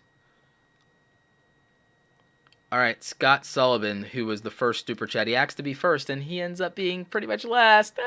That's funny, but not. But yeah, whatever. Scott Sullivan, digging the channel header. It says you don't have any content yet. You have 90 subscribers, but I don't believe that. I think you have content, but it's hidden from the homepage. You need to fix that. Something's wrong. Your homepage is broken where it doesn't show your things. You need to update that or fix that. That's a problem. You've almost cracked 100 subscribers. Congrats on your way to a custom URL. Channel thumbnails are good. Solid thumbnails. You don't have 100 subscribers, so the views are fine. Yeah, your stuff's fine. Let's see what your video from 3 weeks ago. Let's see what production's looking like. Let's see what A's like. Production values are fine. Good lower third. Smart. Like, Scott, I don't know why you need my help. Like, aside from the fact that you need to... What do you need to do? longer descriptions. You're reviewing movies. Think about what Netflix would have to say. Put like a description and get better at the tagging. Don't play the Netflix game in the tags. Again, TUEBUBUDDY.com/awesome. Link in the description. Use discount code Roberto's Buddy to get 20% off. Use that to help you hack the SEO side. You can't just put a title like Wonder Movie Review. You need to do something much more interesting with the title and then still highlight it's a movie review. You're doing a good job overall, though. You consider using emojis in your title more and try and use like the popcorn emoji, since the popcorn seems to be part of your shtick. I could dig that. Overall, I think you're doing fine. I think more uploads. I think fix the homepage. Whatever's going on with the homepage, fix that. I think the movies and more needs to be a little bit bigger. I like how clean this is, but I might like you incorporating that popcorn thing. I like your profile picture there. So again, I don't think, aside from the fact that your homepage is broken and you need to fix that and do playlist around that, you need to make playlist. So put feature playlist on the homepage, fix that. That's broken. Your thumbnails are good. Upload more content. You've been at this 4 months. You almost got 100 subscribers. You've got the views coming in. It's working. Get better at the descriptions and the tags, though, and put out more content. And I think you'll be fine. Also, on your videos, I noticed that your lighting... your lighting got better. Okay, so you got better over time with that. Smart. Good. Maybe with the color grading, maybe you need more contrast. I think it might be too flat. There's just something about it. Something's going on with your lighting. The sharpness is good. I like the detail. Something's going on, though, where your face is looking more flat than it should. There's something going on with the lighting. Maybe you need more contrast. Or maybe your lighting is too intense a little bit. Maybe you're blown out in the highlights just a little bit in your color grading, so think about that. Maybe deepen the shadows for the color grading. Editing and pacing looks fine. I love your backdrop. So, yeah, good job, Scott. And Scott, by the way, I know you're probably watching the replay. So you're in there.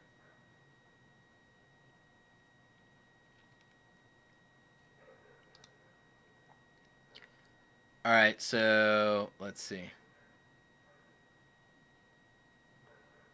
This UV says the dream of being a content creator versus the fear of investment due to adpocalypse, net neutrality. If those things scare you out of being a content creator, you don't want to be a content creator. To be blunt, if you are letting fear talk you out of being a content creator, it's not beating in your chest enough, hard enough, and so you may not be a content creator if fear is your thing that's driving you, because it means that the prospect of creating is not powerful enough in you to just make you do it and not care about any of that, and so you may not be a creator.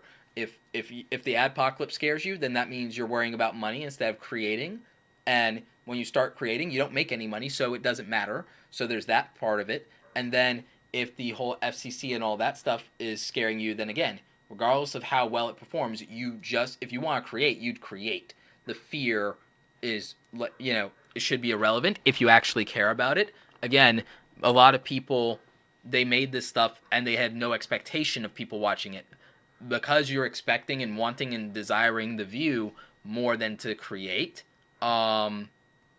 then I think that it just says that you may not, at your core, be a content creator yet, if that's what your first thoughts are.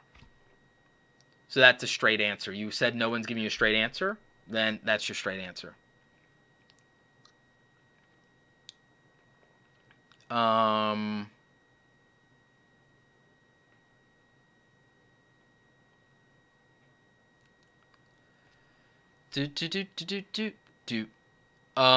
Let's see.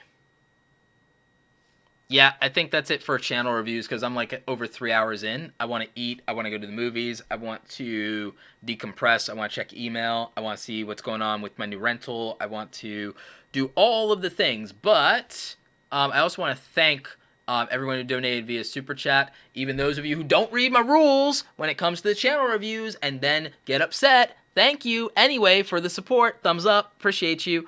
Bolt LG, Eric Rayweather, Miss Medi, thank you.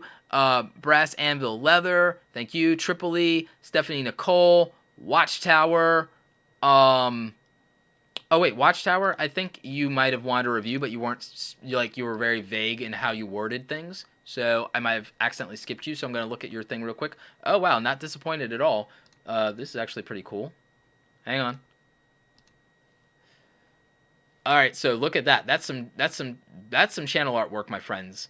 And this is a Twitch person, so they get it. Let's see. So you're a Twitch streamer, you don't know how the YouTube stuff works yet, you're just like starting it out. I mean, it's a good place to start. Find your rhythm, look at other people in the space.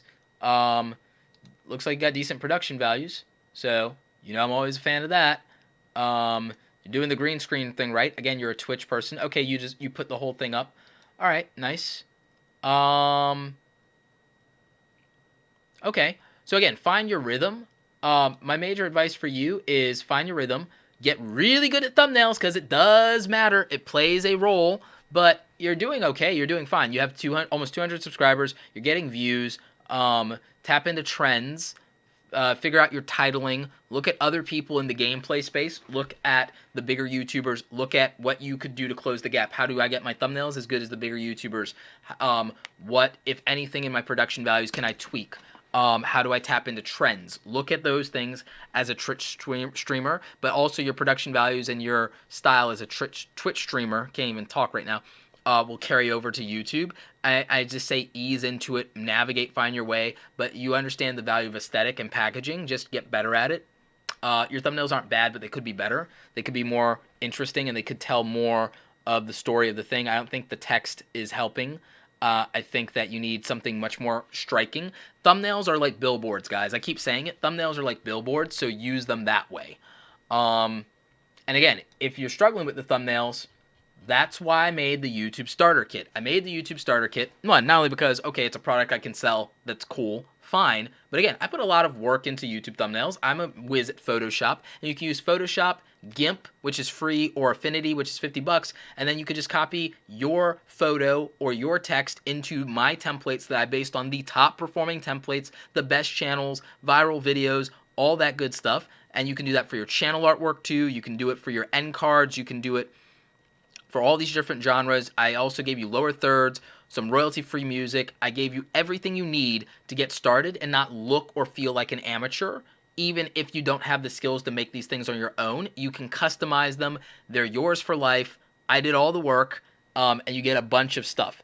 And it's right now, it's running 50% off. Link in the description down below. Discount code is down there. 50% off until the end of the year. It'll never be this cheap again. If you're waiting, don't wait till the end of the year. Don't wait till New Year's, because it'll never be this cheap again. And I'm only adding value to it. I'm only making it better. So again, there are a lot of you, I've looked at your channels. Some of you are doing better than others on thumbnails. Some of you, the thumbnails could use work. Some of them need more context.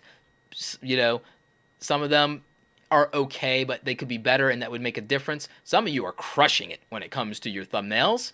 So again, it's the difference between success and failure, because when you first look at a YouTube channel, most of you aren't going for this, oh, it has a low subscriber count, I'm not watching. You're seeing a title that makes sense to you. You're seeing a thumbnail that makes you curious and excited enough to click. Then you're watching a video for 15 seconds to see if it's any good.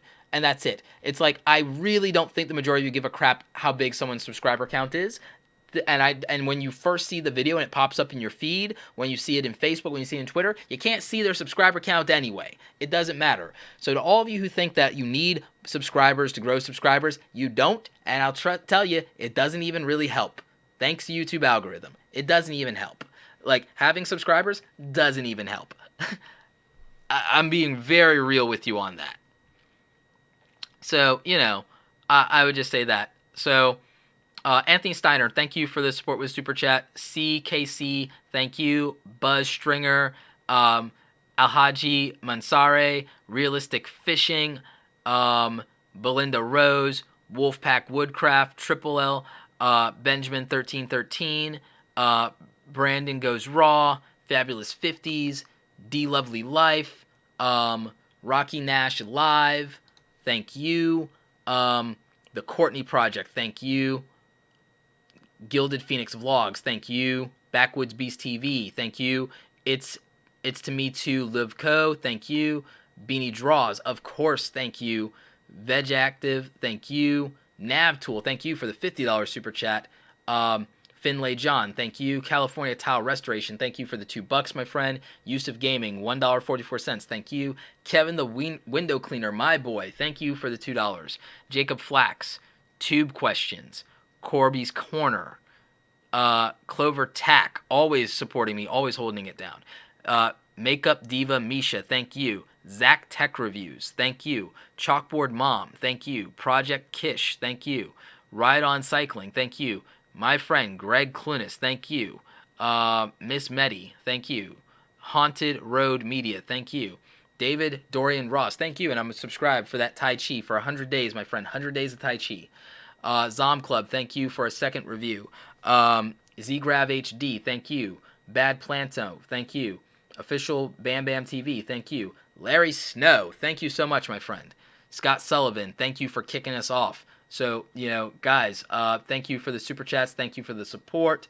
And again, if you need help getting started with YouTube, the YouTube Starter Kit is not a YouTube course. The YouTube Starter Kit is, you can get courses from Sonny Laraduzzi, Sean Cannell, Tim Schmoyer, so many other people. I will, of course, at some point have a YouTube course. But the thing that you guys need the most help with is some of you are making really good content, but the packaging isn't there. Some of you are making really good content, but it could use some style or some flair, and you're not good at Photoshop. And again, I made a product that says you don't have to be. You don't have to be good at everything. You may not be able to hire or outsource for this. So guess what? I built out these assets. It's like almost 100, or it's going to be over 100 downloads. I'm updating it with new stuff. I'm taking some requests, and I'm keep adding stuff to it pretty much every week. And it's over $1,000 in value. It's like $1,500 in value. And I'm giving it for $99, but right now it's on sale for 50% off. So it's never going to be any cheaper.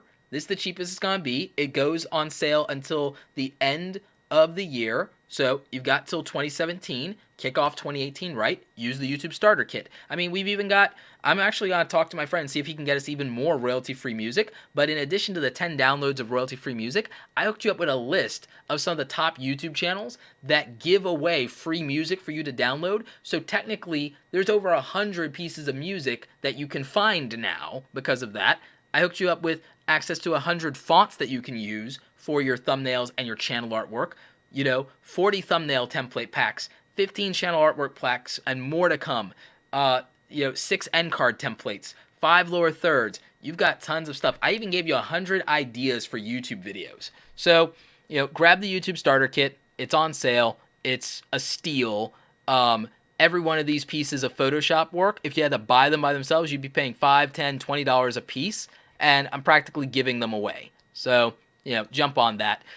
Links are down in the description below, awesomecreatoracademy.com, and don't forget the discount code. It's there.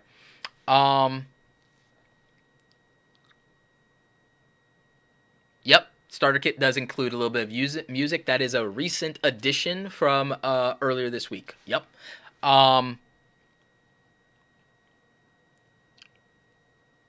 So that was it for our super chat reviews at the end there. And again, I gave you guys tons of advice in the first hour, 2 hours. Actually, the first 2 hours, I gave you guys a ton of advice on how to start your YouTube channel. Obviously, I will be doing like a short top 10 video on 10 things to do for your YouTube channel, or 8 things to do for your YouTube channel in 2018. I'll be doing a bunch of those stuff like as we get into the beginnings of the new year. If I do not see you guys who are in this particular stream before we get to the holidays, happy holidays, Merry Christmas, Happy New Year, wishing you the best. I'm going and do some stuff for the weekend because then I've got to travel again. Third time I got to travel, and then I got to travel again on around Christmas for the holidays, going and visit family and celebrate and do stuff. And then I've got to move to kick off in the new year. Got a new place, moving to Atlanta. That's going to be fun. So in the meantime, I got to crank out a bunch of content. I got to do a bunch of content. I got to do a bunch of editing. I got to do some of the coaching calls. So I've got so many things to do to round out the new year. I don't know how I'm going to get it all done, but we'll make it happen. I think there will be one more live stream before the end of 2017. We'll do it right. We'll close it out. But guys, thank you for hanging out with me for, Lord, it's been 3 hours. I need to eat something. Thank you guys for all the super chat reviews. Thank you for everybody who purchased the YouTube starter kit. Again, links are in the description below with a 50% discount code for you. Get it now. It'll never be cheaper after the sale goes away in the end of 2017. It'll never be that cheap. There'll only be coupons through people who I'm like on a podcast with, and it will never be 50% off. So the only way to get it that cheap right now, probably there's like one other way, but I'll hold on to that announcement for later. But get it now before the end of 2017. Some videos to look forward to. I have the OnePlus 5T unboxing coming out. I have the review that will come with that. I have some more thoughts on the Google Pixel XL2 versus my iPhones, and so I have a lot of versus videos. I've got another phone coming in. I've got a Lenovo laptop coming in to review to do video editing laptops for 2018. A lot of you have requested that, so we're going to kick that off. We're going to talk about budget video editing laptops as well. Best laptops for students also. So there's going to be some tech. There's going to be massive amounts of tech videos on the channel. Also, there's going to be massive amounts of camera-related stuff. There's a lot of gear shenanigans going on and everything like that. And I also am, while I'm in New Jersey, I'll run over to the city and I'm going to buy another new camera because now there's another new camera out that I want, so I'm going to have to buy it. But anyway, guys, thank you so much for all the support. Thank you for the amazing questions. You guys are awesome. And just wishing you guys the best in 2018 if I don't talk to you before then. New videos and uploads. I know I haven't been uploading as much. It's just I've been traveling. This, again, like I went to Carpinteria, then I had to go to YouTube headquarters this past week. Now I'm going to New Jersey and New York. Then I got to come back home for a little bit. Then I'm doing vacation for the holidays in Maryland up in National Harbor, and then the move to Atlanta. So I'm literally going to be all over the place. So it's just been a little harder to square away time to edit content. I've been shooting stuff. So again, content is coming. Dedicated video on net neutrality, some tech videos and unboxings, like a YouTube help video. Some more videos from my speaking engagements are coming. There's more stuff to come, guys. It's just hard when you have to be on a plane every minute, but I'll figure it out.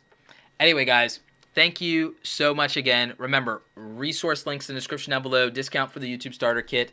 Thank you guys for tuning in. Oh yeah, the replay.